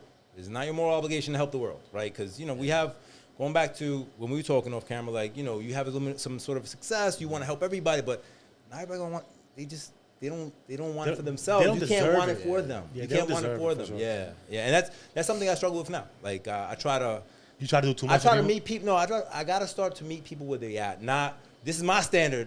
Well, it's not everybody's standard. And that's something that I struggle with. That's Yeah, true. Because yeah. we That's good. some of us grow to love others while them don't even know how to love us. Oh yeah, 100%. They don't know how to love themselves, bro. Yeah. Like, I think you gotta love yourself to really appreciate that type of stuff that somebody trying to help you I with. just said that. You know what I mean? 100%. But we all go through that though. So I feel like anybody that's like an entrepreneur and like you finally get a taste or like you know Yeah. what's really out there and that you could succeed and you just want to bring and pull back everybody else that's like, yo, like come with me. Like this is like what it is on this side. And it's Everybody don't like- see the vision. Like we saw. Yeah. Well, about I was there. talking to you off camera. I was like, look, man, unfortunately, our people, and I say that Yeah. from experience, not racism, they don't believe until they see it, right? Right. But then you tell them, hey, it takes this amount of work. Right. And then like, wait a minute, I don't know if I want that as bad as you do because I don't know if I'm willing to do that. And then, therefore, that's what separates us. It's like, Yep. it doesn't mean I'm better than you. I'm just willing to work harder. Yeah, and that's then a fact. and because I work harder and smarter, I'm going to get this. then- If you're not willing to do that, then why would you expect to have that? Yeah. Going back to that partnership story I told you. Right. You know, it's true. Elevation's gonna be like this. Yep. You be like, oh shit, wait. Yeah. I just decided to do what I had to do. But that was a good one. I like those. That ends my segment, Mr. Uncommon. Uncommon questions with Mr. Uncommon. Yes, sir. Right? So Real estate. So now. real estate, right? Because I want to ask, like, a lot of people make Absolutely. a lot of mistakes when they have like the first time home buyer, right? Like, what is the first mistakes that people? What is the common mistake that first time home buyers do when there's like thousands on the line? There's a lot of money when you got to put down. When Well, I was talking to both of these guys before, and unfortunately, I believe everything in life is mindset, right? You Understood, have to understood. be ready. Like, if this is something you want to do, there is no wrong thing. Like, I was telling him, like, I don't know if you were here when I said, when I first closed on our first house, I didn't know my payment till the day of. I didn't give a fuck. I'm buying a house. Like, that was it. I was in. Like, my head was, I don't care how we doing this, right? Yeah. So now, I believe anxiety comes from trying to be or anticipate everything. You can't anticipate everything, bro. Like, yo, make an educated decision, control the controllables. Right. You gotta go. Right. Like I was telling you, like, the only way to learn to swim is getting in the water, right? There's no way. Oh, I could tell you. Right. Yeah, but but how's it feel? Hands on. Get in, bro. Get in. So, I feel that they should definitely have good counsel, meaning, speak to the other friends that are owners already. Like, you got any, what's a boiler cost? Well, little shit, like shit that you as a renter, you don't have to anticipate. Like, educate yourself. And I feel like, especially Latinos, like, people afraid about talking about money. Yeah, word. Like, yo, what's this cost? Like, what's that called? Like, yo, Word. like, all right, one of my friends, I cut my own grass. He lives in Connecticut. Pool, crazy. I'm like, bro, you bugging. I was like, your whole Sunday is grass cutting? He says it's therapeutic. I was like, all right, bro, nah, I paid somebody to do that. Nah, I got too much shit to do, lie. It's like what bro. Rick Ross said, right? He was like, yo, I cut my own grass. This is what real boys do. I don't All need right, bro, nobody you to- bugging, bro. Yeah. Maybe if Time you is want valuable. time to yourself, okay. But, it's different when things go from being an option to an obligation. Yeah. When you have to do shit, it just changes your relationship. When you want to do That it, is true. yeah, absolutely, bro. That is true. Listen, I got shit for days. That is true. I think all day That is because true. I'm constantly moving, right? And I'm like, why is this bothering me? Like, I break it down, man. I'm like, why is this bothering me? I'm like, oh, I know why, because I have to do it now. Yeah. And if it's just because, like, an example, right? They say, going back to your statement earlier, if you don't make time for your wellness, you'll have to make time for your illness. You ever heard that statement? Like, our people, diabetes, strokes, this. My mother died from stroke stuff. My grandpa had his leg amputated, diabetes. Like, I've educated myself on this shit. Like, glucose, like sugar, like, what does it do to our bodies? Like, why? Because I want to live, man. Not forever, but, I want to, Right. and it's not even just living. It's enjoying my life. Like, when I was taking care of my mom, man, for the last 8 years, man, it was horrible. Like, and I don't say that because I don't love her. I know that she didn't want to go out like that. Right, so, right. so I think about for myself. I'm like, yo, man, I'm already doing, like, planning for, like, putting money away for me and my wife to be in an old age home if we have to be. Because I'm not trying to put that on my kids. Like, you know what I'm saying? Like, I had to do it because I had to do it, but they not built like me. Right, they get right. mad when I say this, but I'm like, yo, I'm just being real. Like, you don't come from where I You come gotta be ready, from. man. You gotta be ready. Right. So, like, I'm not living here thinking about the bad thing. I'm just, I want to have a good life. And what I mean by that is quality of movement. Like, being able to get up, like, having a quality life. No, Yeah, I be right, seeing because right. my guy here be going out playing basketball and Oh, yeah. everything. Yo, I ain't gonna lie, but now I'll we put do it on gotta these go to the 20-year-olds. gym. These 20-year-olds don't want to play with me. We gotta go to the Yeah. gym. We gotta go to the gym. I was telling and him roll out. just like, yo, we gotta go to the course, man. Like, I haven't played ball in like years, and I gotta get back to it, man. I just love playing There's ball, something man. about competition. Like, unless you've ever competed in something, you can't understand it. Like, Yeah, it's alien that you can see guys pound each other after the game, but during the game, they look like enemies. Like, war. fuck you, get out of it. Like, it's and that's war. just regular Wednesday, right? Like, and then afterwards, we chill in the pool talking shit. Like, Yeah. but you can't really describe that to somebody who's never been in that realm. Like, I talk about being an athlete compared to a spectator all the time. I'd rather die on the field than live forever in the stands. Like, I'm not, facts. fuck I'm watching, bro. Like, come on, let's go, right? Let's go, facts. Yeah, That's so facts. yeah. So yeah, so you say so seek counseling. See, Right? see, counsel, like The counsel, sorry. Look, very easy. If you want to do something and you know someone who's done it, yo, how'd it go? Yo, what should I look out for? Yo, was your mortgage guy good? Was your realtor good? Like, yo, man, those people get paid for the service. But if your guy or girl had a really good experience, why not go Why to that not go to person? them? Correct. And back to like bad attitudes. Don't be secular and be on some. Nah, fuck that, bro. If I already know the answers to this test, Right. why wouldn't I put you on? Like, you know what True, I'm saying? true, Like, yeah, that's right. that's my obligation, yo, man. I want you to come up too. Yeah. But not everybody has that attitude. Yeah, and like even like, can we get into like the buying power too, right? Because you Yeah. had put up a post earlier with your son, and y'all actually talked about buying power, right? So can we get into that? Buying power is basically, I mean, if we're going Freddie Mac, Fannie Mae, not to get too like specific, DTI, debt to income ratio, 50% of what you make is the maximum you could apply to a loan, right? So if you make, I'm just making numbers up, $10,000 a month, the max you can afford is $5,000 a month in mortgage payment, right? If you owe nothing else. But are you comfortable with that? Is that $5,000 a month like you're gonna eat fucking noodles all day because that's Right. not a quality of life either. Because now it goes from yo, I have the option to be an owner, or I have an obligation not to eat. Like it just fucks up the relationship, bro. Like so, you got to be real. Like there's some people that make a lot of money off the books, so that ain't shit for them because that's not really their income, and they're ballers. Or you could talk about all these house hackers. Yo, I bought a 3-family. I live in the basement. Yo, if that's how you want to live, I'm not shit. Yo, do your thing. Like, again, do your thing. Do your thing. Yeah. If it makes sense to you. Yeah, right? I lived in a 2-family with my mom. It was fucking torture. She had something to say about everything we did. So I was like, I'm out. You know, and imagine me living with a tenant. You know what I'm saying? Like, nah, it's not happening. So I live by myself now with the family. I mean, but other people do it. I don't think everybody's meant to be a landlord, bro. Like, let me tell you, bro. Like, I'm not meant to be a landlord, bro. Okay. Like, I have bought my 2-family, right? And thank God that my son he lives there, but it's a hassle, or not even a hassle. It's a mental thing that if something goes on, something happens, whatever, it's on you. Like you gotta be prepared for that, bro. I wanted to get into real estate. Like I even bought the course. I was going to Tony the Closer type stuff. Like I was trying to do like wholesale and all that, right? And it was like it's tough. I'm not saying don't do it. That's your path. Do it, right? Because there's a lot of successful people standing right here, right? I try. You know what I'm saying? But it ain't for everybody. Yeah, word. It's definitely not for everybody. That to add on to that, like you should start at your scale, right? Like I look at you and you're like, yo, it's kind of the. Then my advice to you would be like, all right, Pennsylvania. I'm just using. Like, I know. I had this meeting one day. I'm just give you the story real quick. I had a meeting with my boys. Now one guy was my boy. He's like, yo, I got these guys. I want you to meet them. Right. So I go to the backyard. They're all chilling. I'm the banker, so they're like asking me questions. So I was like, what do you do for a living? Young kid, right? I'm retired. I was like, oh, okay, I understood. Like these guys are street. Right there, I was like, all right, I understand. You gotta be there for long. Like, So then I started breaking down. I was like, listen, open up a corporation. We go off the debt service of the property. You can put the money in a corporate account. They don't season the fund. Like I broke it down for them. But they're buying houses at $100,000, fixing them. They're now worth $250. They pull out $130, get their money back in their pocket, and their cash flow is. I could do that. I'll fuck with that Going for back sure. to economies of scale. Yeah. You gotta do shit that you're comfortable with. That I'm good. Right? Being a landlord, no. But that right there, of course. Yo, when I have a 21 unit, right? A 21 unit building in Massachusetts. So we were representing. I was a real estate broker on the deal. My boy E, he was the lead agent, and he calls me up. Yo, oh, we got this Dominican dude, he wants to buy the property. I was like, I bet. I'll do the loan. Okay. So I'm on both sides of the deal. So whatever, we're getting funny vibes from this guy. So it comes down to the piece. So he's like, I'm not a legal citizen. So he was like, yo, can you sign the loan? I'll give you a piece of the property. Tells my guy this. I was like, what'd you think? He was like, I'll do it. I was like, I bet. Fine. Problem solved, right? I mean, hey, that's problem solved. That's how you wanted it, right? Do the appraisal. Purchase price $1.6 million. Appraisal comes in $2 million. We up.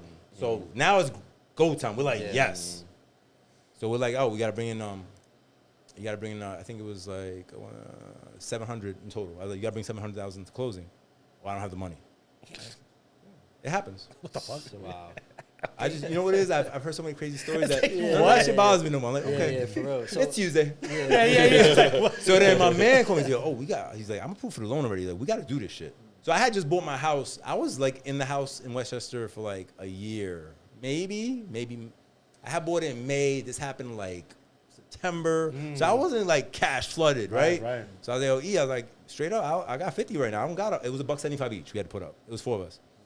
I was like, I got 50, bro. I don't got 175. So if y'all got to do it, do your thing. He's like, no. He goes, no, you got to get in. You got to get in. This is the guy I told about being a real estate agent. Oh, he's that guy. The same way I was pushing him. Yeah. You got to do this shit. I was like, all right. I was like, well, I can send 50 right now. He's like, all right, send it. I'll front you and you pay me back as soon as you can. I was like, I bet. That's the type of So, no, what's funny is that after I sent the money, I was like, yo, can you send me the appraisal or something? I don't even know what this building looks like. He goes, what do you mean? Yo, we started dying. He started like, who the fuck needs an appraisal? And he sends it to me. Anyway, we still have the building now. And we have 2 empty apartments. And the reason we have 2 empty apartments is because 2 of the people passed. We rehab the apartments. Rehabbing an apartment can cost between $25,000 and $50,000 each. Okay. If you do it right, 3 bedrooms, like new everything. Yeah. So usually down there, the market, it's in Holyoke, Massachusetts. The market there is more Section 8 and stuff like that. So, and this is I don't know if you guys have been hearing about this shit in New York, why they're leaving a lot of apartments empty. Yeah, right? for landlords. Subsidized, they can't raise the rent. our thinking, I have 2 apartments empty for the last 2 months. They're about to get filled up, but we've gone through 40, 50 applicants each. Wow, really? Because they have bad tenancies and like they haven't paid their rent and stuff like that. I'm not shitting on them, but You can't. I would rather wait and not have a headache than have somebody in the building give me a headache and fuck up what we did. 100%. Right? Because now we're losing the 50 or whatever we put into the 100%, apartment. yeah. We got a headache. We're in court. But you got to have strong brothers with you. Be like, yo, Right. I'm on the same page, yo. Because other guys be like, I'm desperate. The Right. thing is, when we bought the building, we weren't quick to take money out. We let it pile up a little bit because everybody's hustling on their own thing. Yo. So it's not like we're waiting. I was pressing for that. Yeah. We just left it there, so we're able to give ourselves this comfort. Yeah. What happens with our people is they get there and they, yo, where's the money? I'm like, bro, it's there. You don't got to touch it all day. Like, yo, focus on what you focus on, right? Do your thing. Like, that's where it gets twisted, where people like, I invested and, I should have my money back today. They want to physically This see shit it, don't- like. go to the account. They Go wanna see the online. It's right fast there. food. It's right there. What do you need it for? Okay, They want education, to see right? it come fast. Go back to education, right? So it's only because I have the right partners that I can have these conversations. Had I had it with the other person I was talking to you about, we'd be fighting. Yeah. You'd be fighting. Oh, I want that money. I'm like, for what? What are you doing? And you would have lost that whole building. Yeah. So that's it just just goes back sucky. to education. You got to surround 100%. yourself with the right people 100%. and know your lane, right? What am I good at? I'm good at the finance part. I don't manage the building. I get paid when it's called distribution. As an owner, you get a distribution, right? My 2 partners, they manage the building. They deal with the day-to-day. Okay. If I cut into that, my monthly management fee was like $400. What am I going to do with that? Yeah. Because it was splitting in 4 ways. So it was split in 2 ways. They make it $800 a piece. They're happy. It gives them, animo, right? Because they're actually getting paid. Yeah. What am I going to go in there for? I need my $400. For what? What am I doing with that? So, again, I'm not saying this to say I have everything. I'm just saying I have perspective. There you go. That's perspective. That's perspective. But like, I got a question about the empty apartment thing. Like, why do landlords keep a building empty for so long? Well, New York City, that specifically, the reason is because it's rent stabilized. Okay. So you can only go up so high every year. So I might be wrong, and people be on the podcast talking shit about me, but it'll be like 2% or whatever the maximum raise every 2 years, right? Okay. So if you're usually like 800, 900, so 2% is like $100. So you fix an apartment, it's $25,000, $30,000. When are you seeing that money? Yeah. Because you're never renting to market. Market in Brooklyn, market rents like $4,000, $5,000. You go to rent stabilized apartment, same apartment, $800. So how you making money? So I get what you're saying. You want to make it affordable, but where the fuck they living? Yeah. Like who's taking care of the apartment? Because the landlord's not doing it. So that's what they did. They were like, fuck it, I'm not doing it. I'd rather take an L and write it off than deal with that never part. making my money back and having to deal with the headaches. And they can make more money getting it. That's Fighting what it I, out. that's the hustle. That's what I learned when I did when I digged into the real estate thing about why landlords keep buildings like Write-offs. for the It's write-offs. called depreciation. Depreciation. Write-off That's what I read depreciation. too, and I was like, damn. So that's an easy buck. Well, it's a shield, right? It's a 'Cause shield, if there you're you making money somewhere else, you need something to write off, or you got to pay it up. So depreciation is that shield. Be like, oh, well, hold on, it's not 20, it's That 10. offsets Yeah, whatever you got. Yeah, exactly. for So sure. about illegally money laundering. It's math, No, baby. listen, math. it's not even legally. It's legally money laundering. But if you want to pull it money Yeah. laundering, but it's Nah, it's just knowing legal. your taxes It's just too. legal. Yo, It's it's just United States of education. America. Let's go. Let's go. But like all Going right, back to educate, yes. Yeah, so I wanted to get into this conversation, right? Because we hear a lot about it, and it's the interest rates. And I know we had a conversation on the yacht, and you was telling me how but in the 80s, interest rates was like 14%. 14%, That's right? crazy. And niggas were buying. Yeah, people was People buying. buying. And buying with like 30% down. Like big numbers. Not like, but back to that, like the prices were 160, 200. Like it wasn't. Okay, right. So they were coming up right. with 30, 40, especially the immigrants. They would come up with the money. They would hoard their money, work, like live together and do their thing. And I respect that. Yeah. COVID and then high leverage financing kind of fucked shit up because people, first of all, everybody's using their stimulus money for shit they weren't supposed to. And secondly, like now I hear, yo, what's up with 2%? I was like, yo, man, go back in time. I know you saw that video I put. You can go back in time, or you can create another world epidemic, and maybe we'll get that again. Let me know how that goes. What is it? What is it now? I was saying before, like I got mine at 2.7. I think it's like at beautiful. 6, In the 6%, sixes, right? in the In the sixes, six, it's 2.7. I don't think it's not gonna go down to that Unless anytime there's soon. unless there's another world event.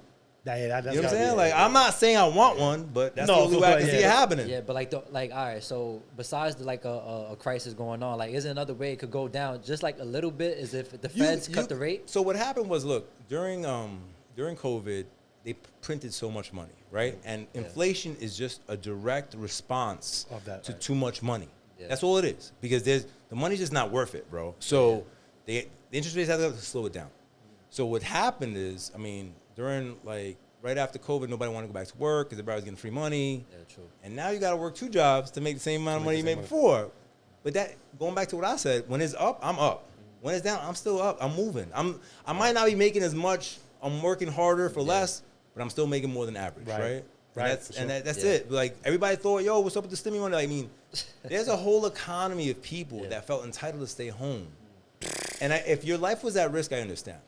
But if you're trying to be fucking lazy, I worked all fucking that COVID, definitely kind of like it changed society as a whole. So like what would you say to somebody, right? Like with the interest rates being at what it is now, like what's your take on renting and owning? I'm an owner. I believe in ownership. Why? Because I'll give you an example. I bought the first house in 04, 05. Mom got sick. I have a sister. She needed her money, her inheritance. I fixed out house. I sold it. I gave it. We sold it for $650. We bought it for $350. We lived there. Yeah. We owed $200, whatever, because we were paying the mortgage, right? So where else are you gonna save that? Where else are you gonna make a bang of money like that? Right? Like going back. All right, and let me talk about the asset classes, right? So you can go to like smaller 1 to 2 families, and you make what's called cash flow. You understand the concept, right? Yeah, make money. On a bigger play, like my plays, they're not really about the cash flow. You make money. You could take 1,000, 2,000 a month, whatever the number is, right? But the real play for me is the sale, because I'm building equity. So when I make the sale, I get 500. Yeah. You're in the right? long run. The day we closed, I made $300,000 on paper, right? So like, if I decide to sell, we take that, we flip it into something else, and we're writing off depreciation. And remember, I'm taking a distribution, which is basically, if I refinance, pull money out, it's not income. Yeah. It's all going back to numbers. It's all tax maneuvers. That's all it is. If you're educated and know how to do it, it becomes that part where everybody thinks they know what they're doing, and they don't. They're just a mess. That's wild, man. I mean, so what would you tell somebody who's like seeking to buy a home, but then they're like second guessing it because they don't have no knowledge or anything like that to go seek to their home? They just want to buy. Buy. Just to go ahead and buy. Buy, or talk to me, or talk to my. Like, I'll give you like get some counsel. Get counsel. I'll give you like your buying power. My wife can show and I'm using that as an Your example. wife is a realtor? My wife's a realtor, yeah. That's what I'm trying to say. That's what I'm trying to say. You're trying to recruit realtors right now. I'm trying to say. But here's the one thing. As wife, a renter, it is convenient you could walk away tomorrow. As an owner, you're actually putting your money into something that you could actually negotiate later for more. Yes. And you always live in the quality of life, because you can make your shit as dope as you want. You want to make a podcast studio in your garage? Oh, shit, I could do that. You renting somebody's spot, they'll be like, no, you can't do that here. That's my spot. No, you can't do that. Like, we don't want that. Right. That's a fact. Yeah, right? Sure. So that ownership has its privileges. It has its privileges and responsibilities, but you can't. It has its costs too, no? Well, I was gonna say, it's like being an entrepreneur, right? Like, being an entrepreneur is hard. Like, there's days that you're fucking stressed out, but I get to live my life on my terms. If I want to hang out with one of my nephews, I'll be like, yo, I'm out today. Like, I don't, like, as long as my business is going. Yeah, you don't need to answer I can maneuver. Can I leave? Can I leave early? Right, I can maneuver, right? Look, when I had the store, that was a great example. The store was like, I had bulletproof glass, and you're serving people through a slot. I need to have a human person there. Right. God forbid somebody get robbed. Like, you know what I'm saying? Like, I don't have to do that anymore. And I'm not shitting on it, because I have friends that do that business. It just wasn't for me. I didn't see that as my play. But if the question is, yo, owner or renter, if you're young, an owner.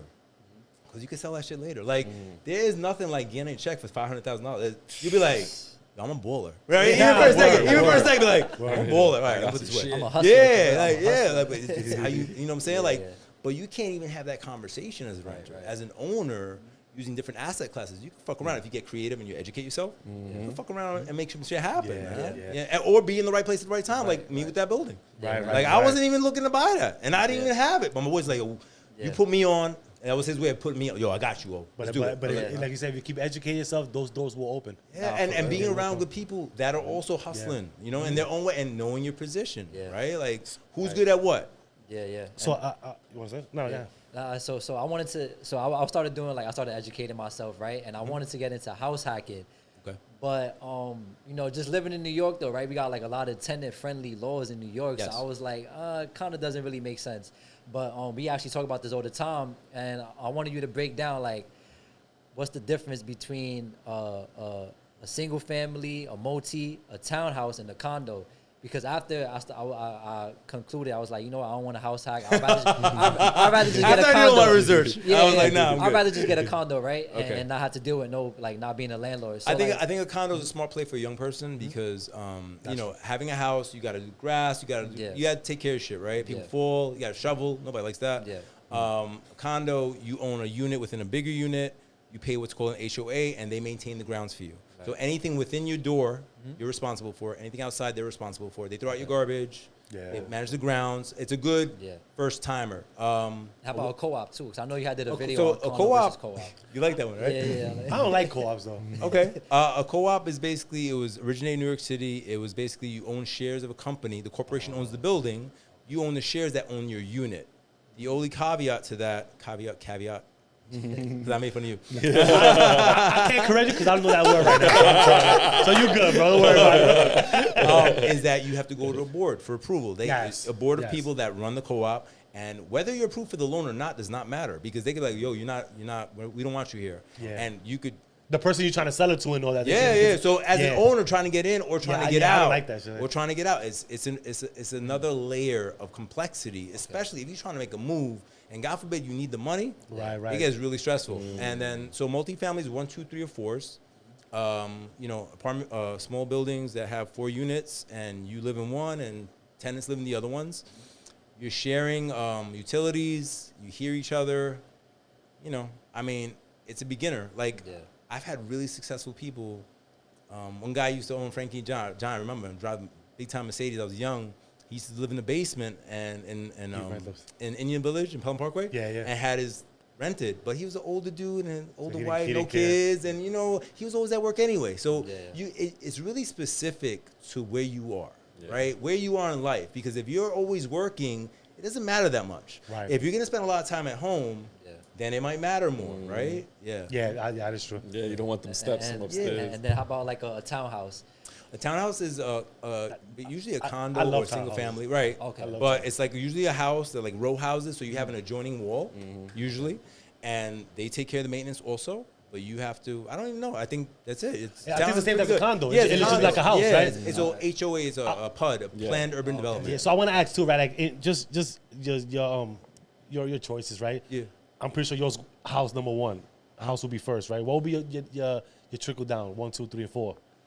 Like as far as what would you prefer first, second, and third out of all those? Well, I bought out of necessity. I bought a 2-family when I first started. Cause my mom needed an apartment, my sister and I needed an apartment, so I started there. Okay. Then I bought a 1-family in Westchester. The apartment buildings are in other states. I'm good.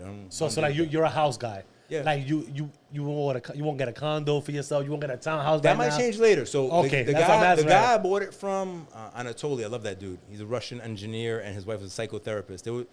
They were like, Let me ask you a question. I'm sorry. I'm not to shit on her, but I'll just say something funny, bro. Because in my job, every Russian that works there is an engineer. okay. I'm just saying though. I don't know if. But I know why though, because back in Russia, if they come from Russia, that's what they do. But like no, that's no. what they specialize in, like engineering. But like everything they mechanic. do over there will be considered engineering. Nah, 'cause a lot of them do that. He was Alright, a but helicopter engineer. Yeah. Got you. I was Because they about to all say like, that. yeah, I was an engineer back in my country. I'm like, Yeah, But when they say Were engineer, you a porter it's different. now? yeah, like, yo, what the fuck? Like, yeah, what are you with an engineer Nah, for, because bro? in Like, Russia, alright, so like this. and how then you break hold on, it down. and they work in elevators. So Yeah. you're an engineer. You should know some type of components or something to do, right? But it's you different. lost, bro. So I'm No, like, it's where were you different. engineer? Nah, No, come it's on, bro. different. It was engineers when they If- were You know young. why? Yeah, but if Young. if you mechanically inclined, True. there's no way you should not look at like, what the what But is it- this? What but is it- this? Like, but no, the reason why I say that is because like there's a station engineer. That's the people who deal with refrigeration and HVAC. Then you have a regular engineer, like a helicopter engineer. They deal with helicopters. So engineering is abroad. I guess. So I you know what? I don't want to shit on you. I'm sorry. I just want to. I just hear this in my wants to take job. it back. I take it back. I just hear this in my job a lot. Like, and you know, because you work in Brooklyn. Yeah. Brooklyn has a lot, bro. Like, sorry, Brooklyn. Like, that's the elevator company, Brooklyn. Right? You know, like, yeah, we engineers and all that shit. But listen, if y'all are, I'm sorry. Nah, for real. What are you? We are. What What are you for real? Bro? What you should do? You know what I'm saying? But anyways, That's but, so funny, yo. but anyway, like that's all I want to see. Like how, because I think like now that I bought my house, like I would love to just go to the townhouse. Uh-huh. A townhouse or 'Cause condo. you one done of with the those. work. I'm super done with I it. get it. I didn't understand it. Yeah. I didn't understand it when I first got into it. Yeah. That we were talking about earlier, getting into it, didn't know about the mortgage payments or to that time. Just focus on that's what I'm gonna get. That's what it was. Yeah. And I tell these guys all the time, anybody that hears it, like, I tell you my process. I tell you what I've been through, what I'm going through, so you can make a decision. Not everything is the same. It's gonna be the same for somebody else.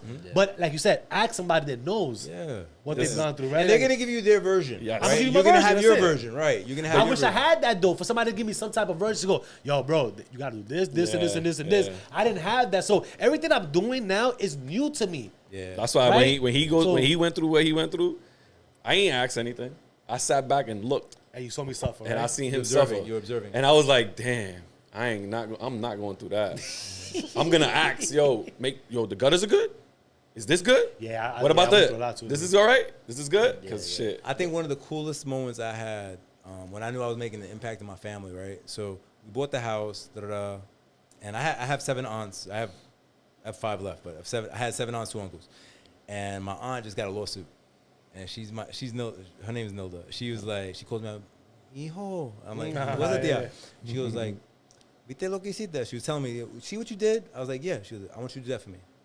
So she had a certain amount of money, and I had a friend who didn't live far from me who had a tax issue. And he was like, on the house? I want to sell my house. No, he just had tax Oh, issue. He tax was like, I issue. want to sell my house, but I need a certain amount of money on the side. So I was like, I got somebody for you. And I put that deal together, and she ended up living next to my mom, which was dope for me because I started like a movement. It's like my whole family started like, yo, we could do this too. Wow. Right? It just become inspiration by That's fire. association. That's fire. Yeah, That's yeah. fire. So that was like a that. moment for me. That's dope. That's That's fire. dope. Inspiration by Yeah, association. Yeah. I got a question, right? Like, how can a person with a 9-to-5 income like start to go towards their dreams on going into real estate and actually leaving that to get into that? Young, married, single. All three. All three. I mean, look, if you focus and your spouse is about it, get a second job. Same job. Like, yo, man, like you telling me what's the answer? Yo, yeah, right. No, for sure, because increase your income, bro. But the thing is, there's a myth that's saying there's no man that got rich off working 2 jobs. But is that's not gonna make you rich. Okay. The assets you buy with the income It's is gonna gonna make make you you rich. rich, right? So it just means the end is not forever, right? Right. It's like Meantime and the it's like, meanwhile all right, is what it I was is talking to there. my other boy about this the other day. He's like, yo, I want to get in shape. So I was like, all right, so this is what you gotta do. That sounds hard though. I was like, you don't want it bad enough. You don't want it bad enough. I was like, so I'll see you when you have diabetes. Oh, you're an asshole. I'm like, yo, but you asked me the question. I'm gonna tell you, right? I'll be real with you. Yeah, that's it. yeah, nah, but They that is think true. like, yo, Ozempic. I was like, I know people who have taken Ozempic. They look crazy. I was like, their body's like, oh, smushy. I was like, and- Smushy. Yeah, they're like, yo, because they're like, yo, oh, you're in shape. Yeah, I was like, yeah, I hit the gym, bro. I do my thing, right? And they're like, oh, I took Ozempic. I don't have time to work out. I was like, all right. Oh damn, I was like, all right. your body's gonna be blobbery, bro. It Like, is, but they got money. I'm not gonna lie to you. The guys that I'm talking about, they got money. They so go to the doctor. Yeah, they can do whatever they gotta do. Listen, we live in the world of cosmetics now. Yeah. So like as a guy, right, as yourself, right, who wears many hats, right? Yeah. What's your favorite hat to wear? There's, Because you do a lot, bro. My favorite hat to You do a wear, lot, bro. like the sure one that gives me do. most fulfillment, is being a father and a husband.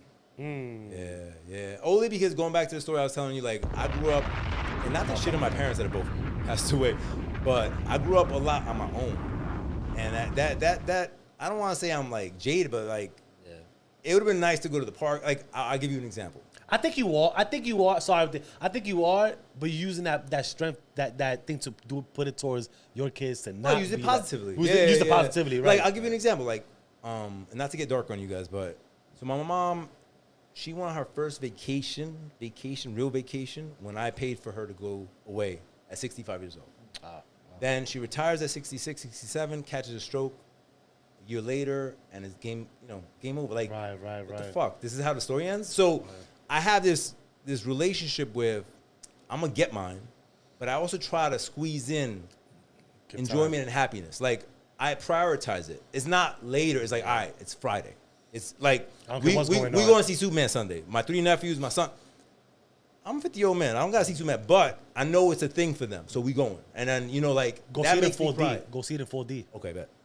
I'm sorry. No, I'm bad. No, go see it 4D. Like you sit in the chairs and like it starts moving with the whole movie chair. I can't take my wife. She'll get sick. Nah, all right, man. No, I'll go with the Because boys. I actually want to go see it on that. All right, I'll hit you. We might meet up. That's Might link fine. up. That's fine. Yeah, Meet up. Podcasters meet up at Super Bowl. Yeah. But it's just like, No, for it sure. becomes like when you're young, like when I was really young, 19, 20, I had to get it, right? Like I had a son, like I had a lot of financial pressure for a 19-year-old. So, and look, just to go further, I helped pay my mom's rent once or twice. Like that's how it was. Right. Like, so I had 2 jobs. Like I told you, I had the doorman job, I had a restaurant, like whatever I could do, bro. And then I learned working 7 days a week, going back to what you said, I was like, all right, you're finite on what you can earn.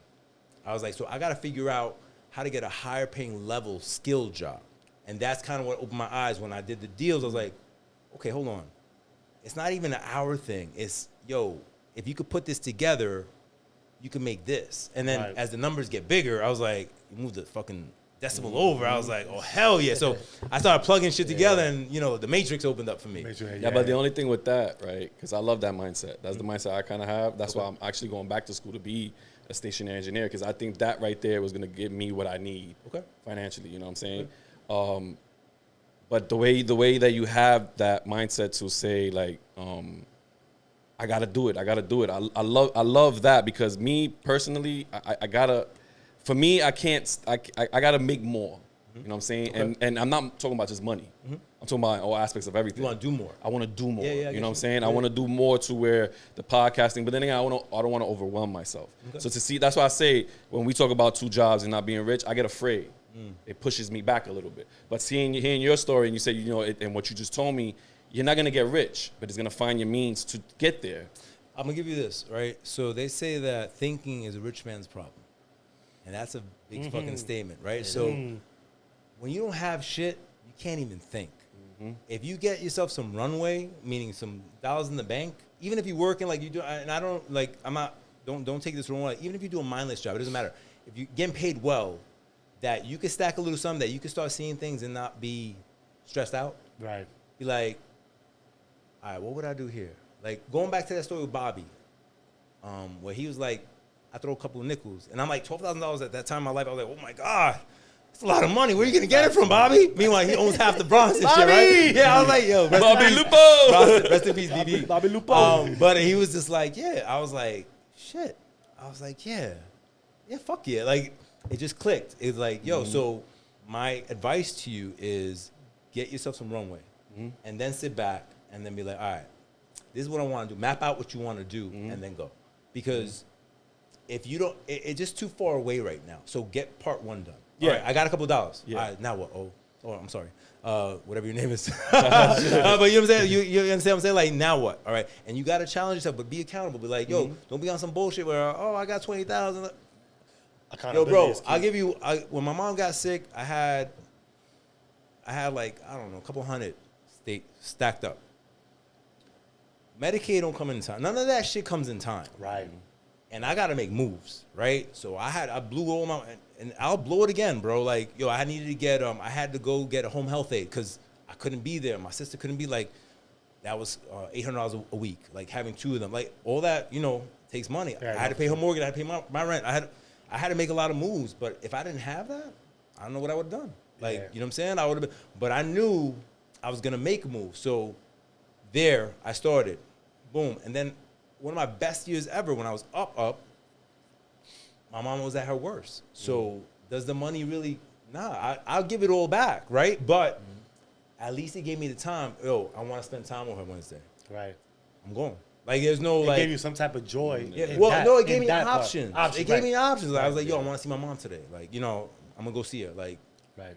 I don't got to be like, oh, I can't pay the mortgage, or I can't pay the rent, or I can't pay the car, or my son can't go to school. Like, so when you're healthy and you're able to, you have to. You have to, because there will be, look, It's freedom. I'm 50 now.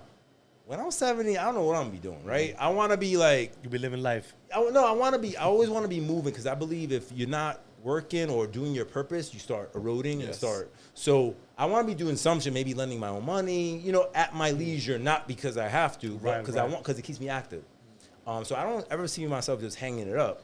But like you gotta, when you're able to do more, because you might not be able to do more all the time. That's the ending part right there. That's Yeah, what it. I respect you that don't know how- 100%. All right, so listen.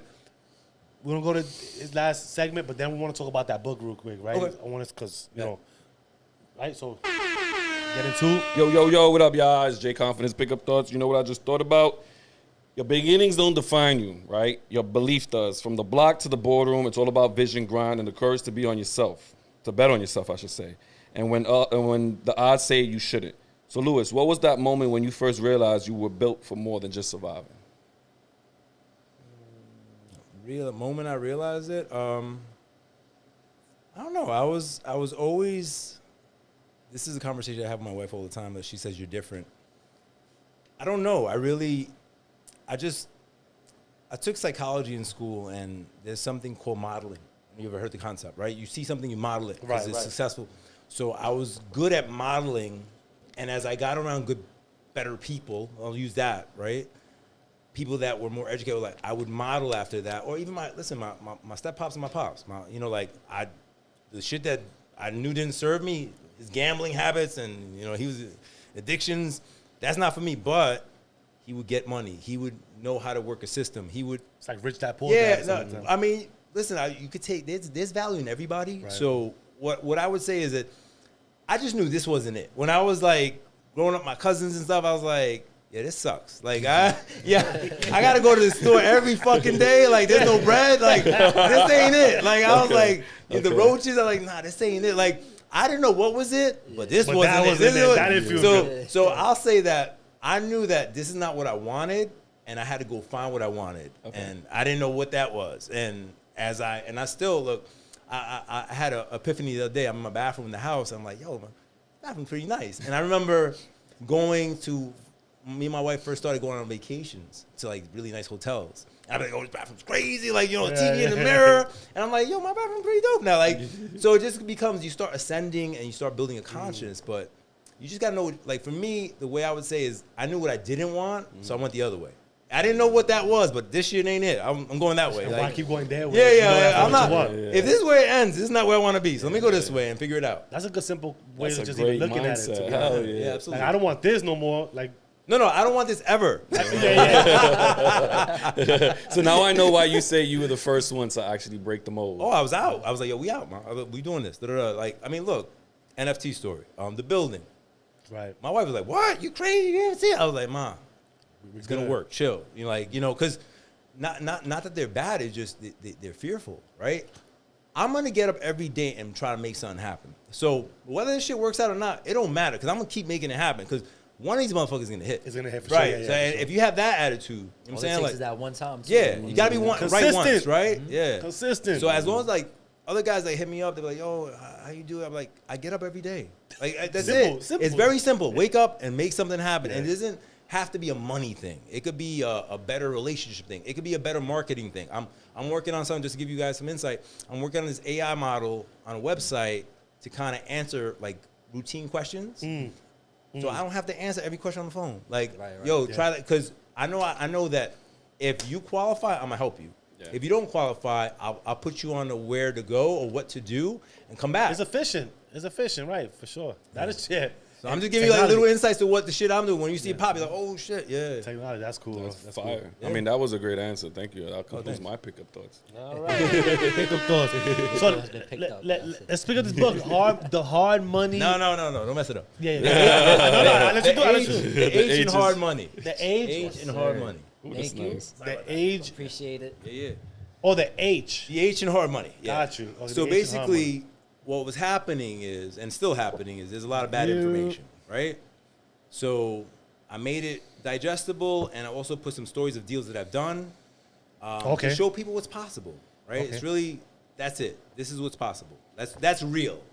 Other shit that I hear, I'm not gonna go into it. I don't want to start no internet beef. I'll just be like, yo, why the fuck is this guy talking? I'm like, yo, all right, man. I hope people are not listening to this person, but instead of talking about it, there's a lot of people. Like, I did something about it. I said, yo, there's something hard literature you can actually read, and if you have questions, you can hit me. But so just briefly, what is the book about? Hard money, asset lending, asset-based lending. So I'll give you an example. It's not for like FHA, not primaries, for investment properties. Fix and flip. Flipping, okay, Fix and flip, yeah, DSCR, debt service coverage ratio, asset lending.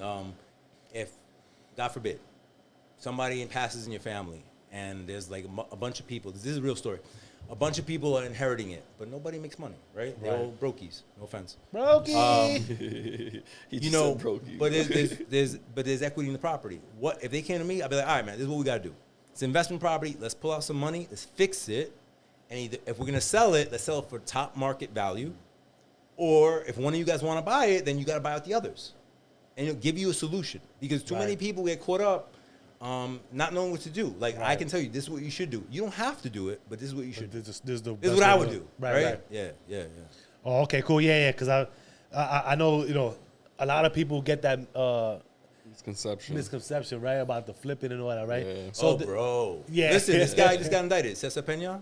Yeah. He just got indicted. He's all over right now. Yeah, His so- wife got Her picked too. up. Yeah, but you Yeah, knew yeah. that. Yeah. So Yeah, I'll give you a Tony quick story. fucked I'm not him gonna up, say names, but I remember him and DJ Envy first started, and they would have their whole thing in Jersey.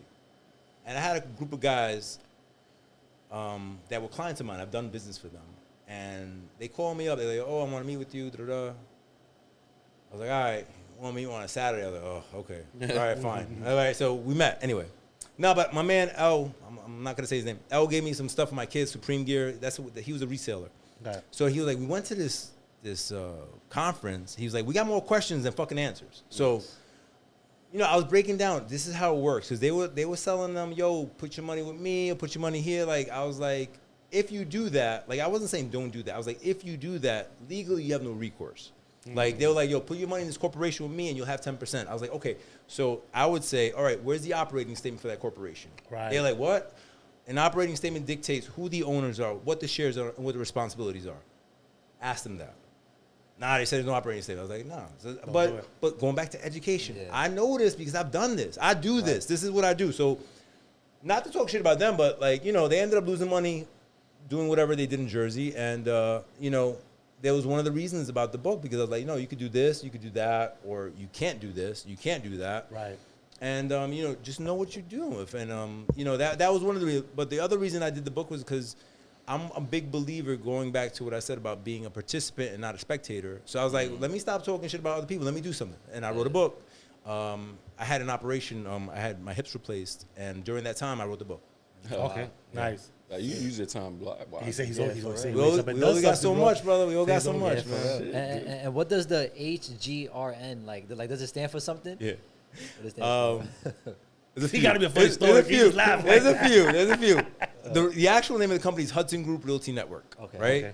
Then my boys, Hustlers Got Real Numbers. Hustlers got real. like Another one, Hustle Gang Real. I'm not gonna finish it up, but you can put it together. So the acronym is for everybody. Hudson Group Realty That's Network funny. is the name of the company. I think I'm gonna go with the last one. I'm gonna finish it. No, so when it comes out to this flipping, right? Like, Yes. what does HGTV and social media has a different message versus the real thing? Like, when it comes to flipping, 'cause, they show the They show the greatest beautiful thing. They show shit. the beautiful thing, right? Yeah. I mean, look. First of all, if you really want to be conscious about what they're doing, in certain states, you could buy things like in Alabama. You could buy some shit real cheap and make it look sexy for nothing, right? But then, if you bring your New York money to Alabama, you're a baller. Oh, it's different. I don't know if you live in Alabama. I don't know what they make. I don't know anybody in Right. Alabama, right? So going to smaller markets to me is a play. California, second most expensive state in the United States. Like, I don't know what the fuck they showing. Like, oh, we could sell this for 1.2. What about, come on, bro. Like, oh, and I raise fish for a living, and she makes baskets, and we qualify for $2 million, right? Had to say that, right? You're like, yo, be real, man. Like, who are these people? I raise fish. And she makes baskets. And we're qualified for $3 million. Oh my really? God. What country? That's crazy. That's OD. But yeah, so they're selling a dream. Yeah. And I understand that. Because it could fuck somebody up if they're trying to go all in on it and they don't really know go back to education. Counsel. Counsel. Yeah. I mean, look, man, like, going back to imagery and, like, I don't want to use the term woke. I'm just being conscious. It's a big word for me. Like, understanding what you're looking at. Understanding what the angle is. Like, you're being sold. Right. Either you're selling or you're being sold. That's what it is in America, Pretty much. right? So going to social media, going to podcast. Like, podcasts for me, why I started, just an example, was that I felt there was a vacuum of educated brown people on like, where's our people? Facts. Where's our $1 million producers? Where are we? Yeah. So if I didn't see it, I was gonna be it. I was like, let's do it. And I've had conversations with a wild gamut of people, and I think it's super important just to have people like us, because now it's close enough that you believe, yo, you too. Like, Right. Izzy's the next Relatable. generation. Yo, I could do that. Yo, O's doing that. Like, why not me? What? Right. He ain't that far from me. So when you don't see anybody, going back to like conversations I've had with my kids, I'm like, when I was growing up, there was no Spanish. We were the thieves. We were the fucking pimps. We were the drug dealers. That's all we were. We And were I really was shit. like, yeah, and yes. And it's super important. Like when we first started going back, I'm gonna give you the whole 360. Yeah, yeah. Me and wifey used to go on trips, and we started flying first class because I never did. We did it. And, We just talked about that the other day, right? So The I- experience of first class. So I fly like, first class, right? How was So it? I always How fly was first it? class. I always fly first class. Always. We graduated. But wait, let me get back to the story. But the story is like you get on first class, and you know, I won't say the ethnicity, but like, hey, what baseball team do you play for? Nah. Like, and at first it was funny until I started peeling it back, and I was like, no, I'm a businessman. Like that became my. In the beginning, I'd be like, nah, I don't play. Right. And now I'm like, yo, I'm a businessman. Like, and not, I don't say it jaded. I say it respectfully. I was like, yo, this is who I am. Like, I know you've never seen somebody like me. How you stereotyping me? Yeah, bro, unconscious bias all day. But I'm a business, and I'm not Mexican because everybody in LA is Mexican. Like, I'm Puerto Rican. Like, what is that? Yeah. Listen, I'm a businessman. I own real estate. I do land. I own a mortgage bank. I do media. Any other questions? Like, you know, Yeah. and people like me do that. Yeah. And which is good because, you know, ignorance, Yep. right? It's bliss. People need a little light on ignorance, right? And that right there, some people are afraid to do those type of things. And again, you're doing it respectfully, right? But I'm going to tell you who I am so you can stop that notion of thinking that everybody that looks like me is a fucking ball player or something, right? Because at some point, like you said, after a while, it gets annoying. Or even at the Barclays, right? So at the Barclays, if you go on my Instagram page, I used to have 4 seats when KD and Kyrie were playing. And some Listen, niggas, bro, I don't know, man. listen. I ain't listen. That's inspiration to me. I'm just kind of because it's inspiration to me. So I So- hope it's inspiration to y'all, So man. one guy, yo, you an MMA fighter? I was like, no, Bro, I'm a you that little yo, that's funny shit. I said, no, bro, I'm a businessman. But thank you, I appreciate that. I look tough, but no, but you know what I'm saying. But I can see that, though. And he was a worker there. It wasn't right. a shop, but yo, we gotta keep shining that light Right, for because sure. Yeah, for look, sure. look, man, you could be the next great financial advisor, man. You like there are no limits of what we could be, but you got to work for it, right? That's and that true. becomes the thing. And That's true. so these are my little, I don't want to say my struggles, but these are my journeys, and I share them because I think they're important. Because I remember I'm sitting, all right, so I was at a game, and you might know him, Babyface Ray. Yeah. I know. Okay, bet this is a great story for you. So I'm there at the game, my man Ronnie, getting a little lit, chilling, and we're on the floor, and Jay-Z's over there. They're playing, I think Toronto. One of their ball players who wears their Pumas. That's why they were there.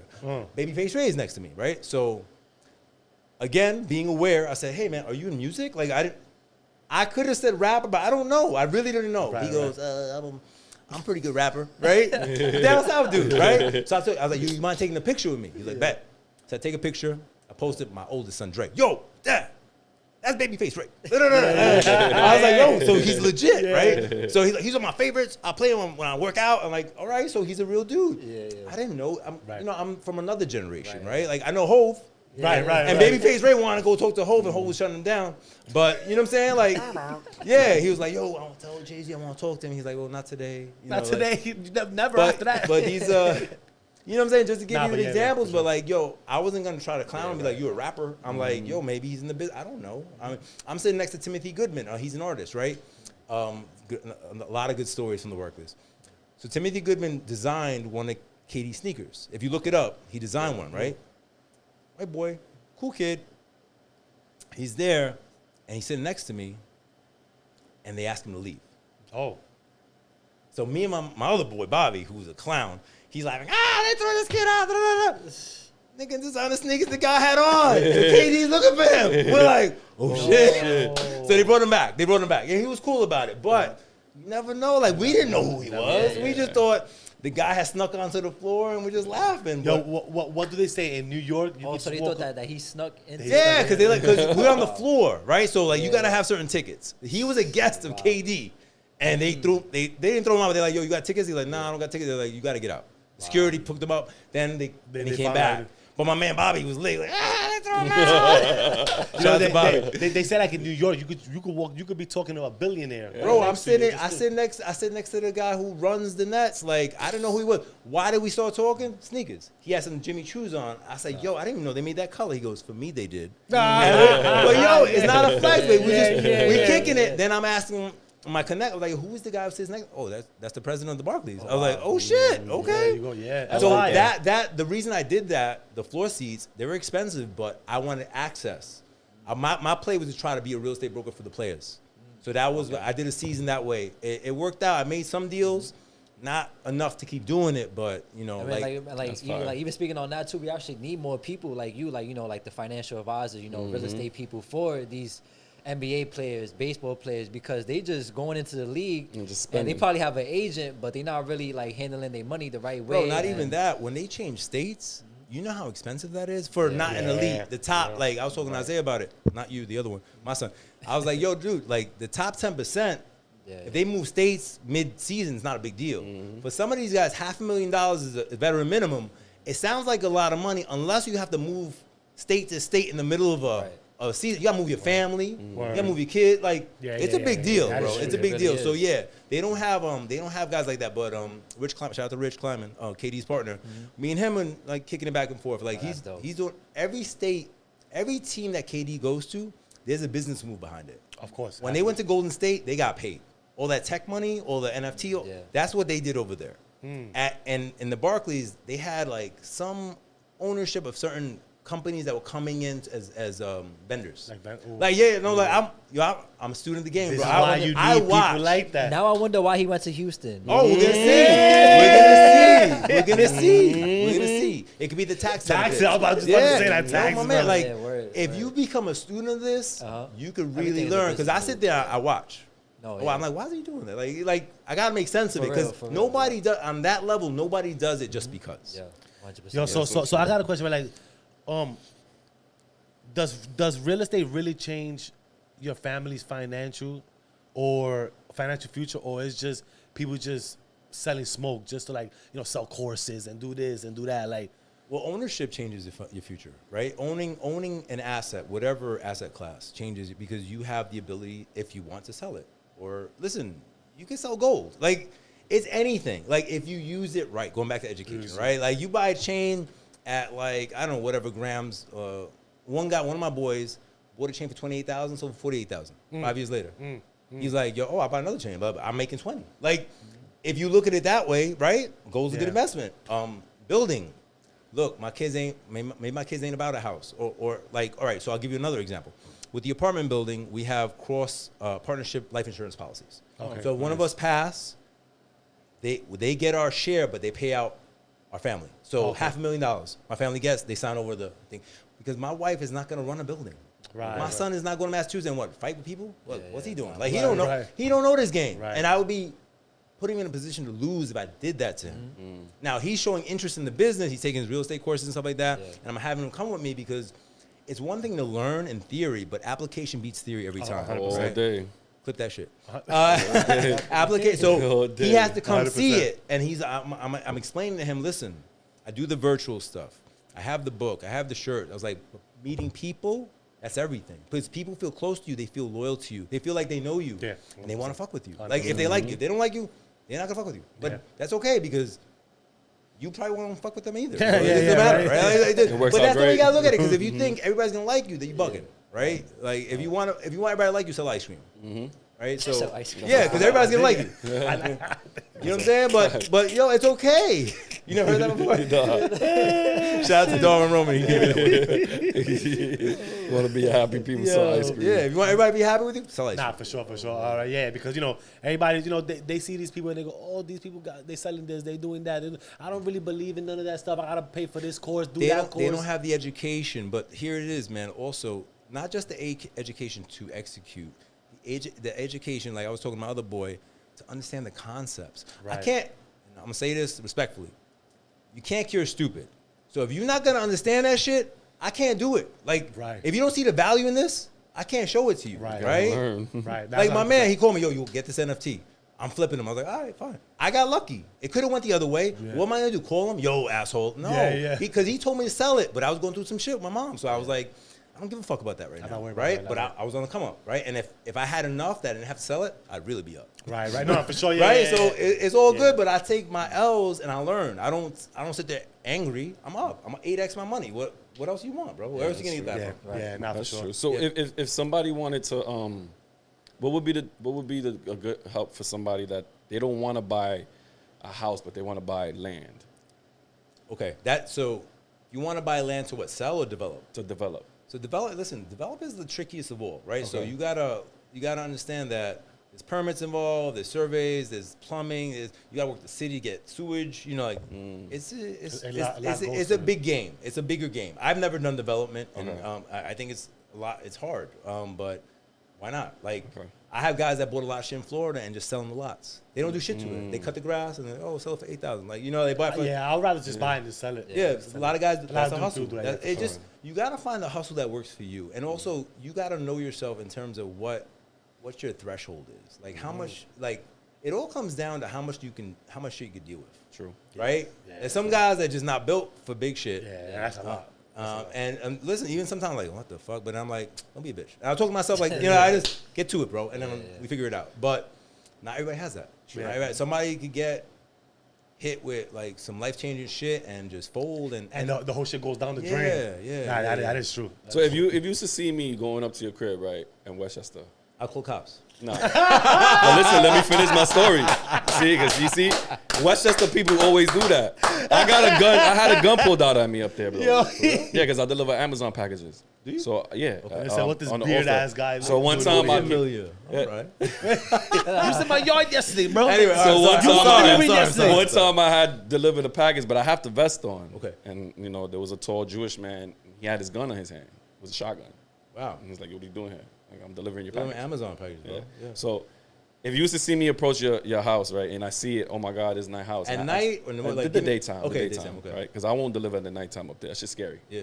But if I used to see me and I asked you, yo, how did you get this house? What would you tell that person as an advice? Without sounding like a dick, Without sounding like a dick. I bought it.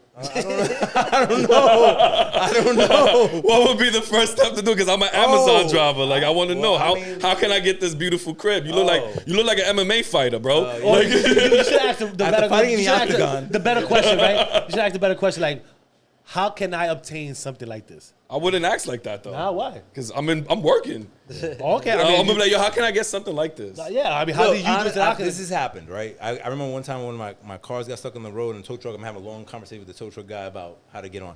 So I would say, yo, if you really want to talk to me, here's my card. Hit me up. All I'll go. I've done that before because like guys, like when I have the alarms put in or whatever, like they come in and you want to give them like I want to be so. Another big thing we all have to learn, and me especially, is what's the word? Fuck. Shit. That word right there. Fuck shit. We get it. Boundaries. Boundaries. So there has to be a time and a place for everything, right? Yes, So yes. if I'm here with my kids and my wife, that's not. I'll be like, yo, bro, listen. If you're serious, here's my card.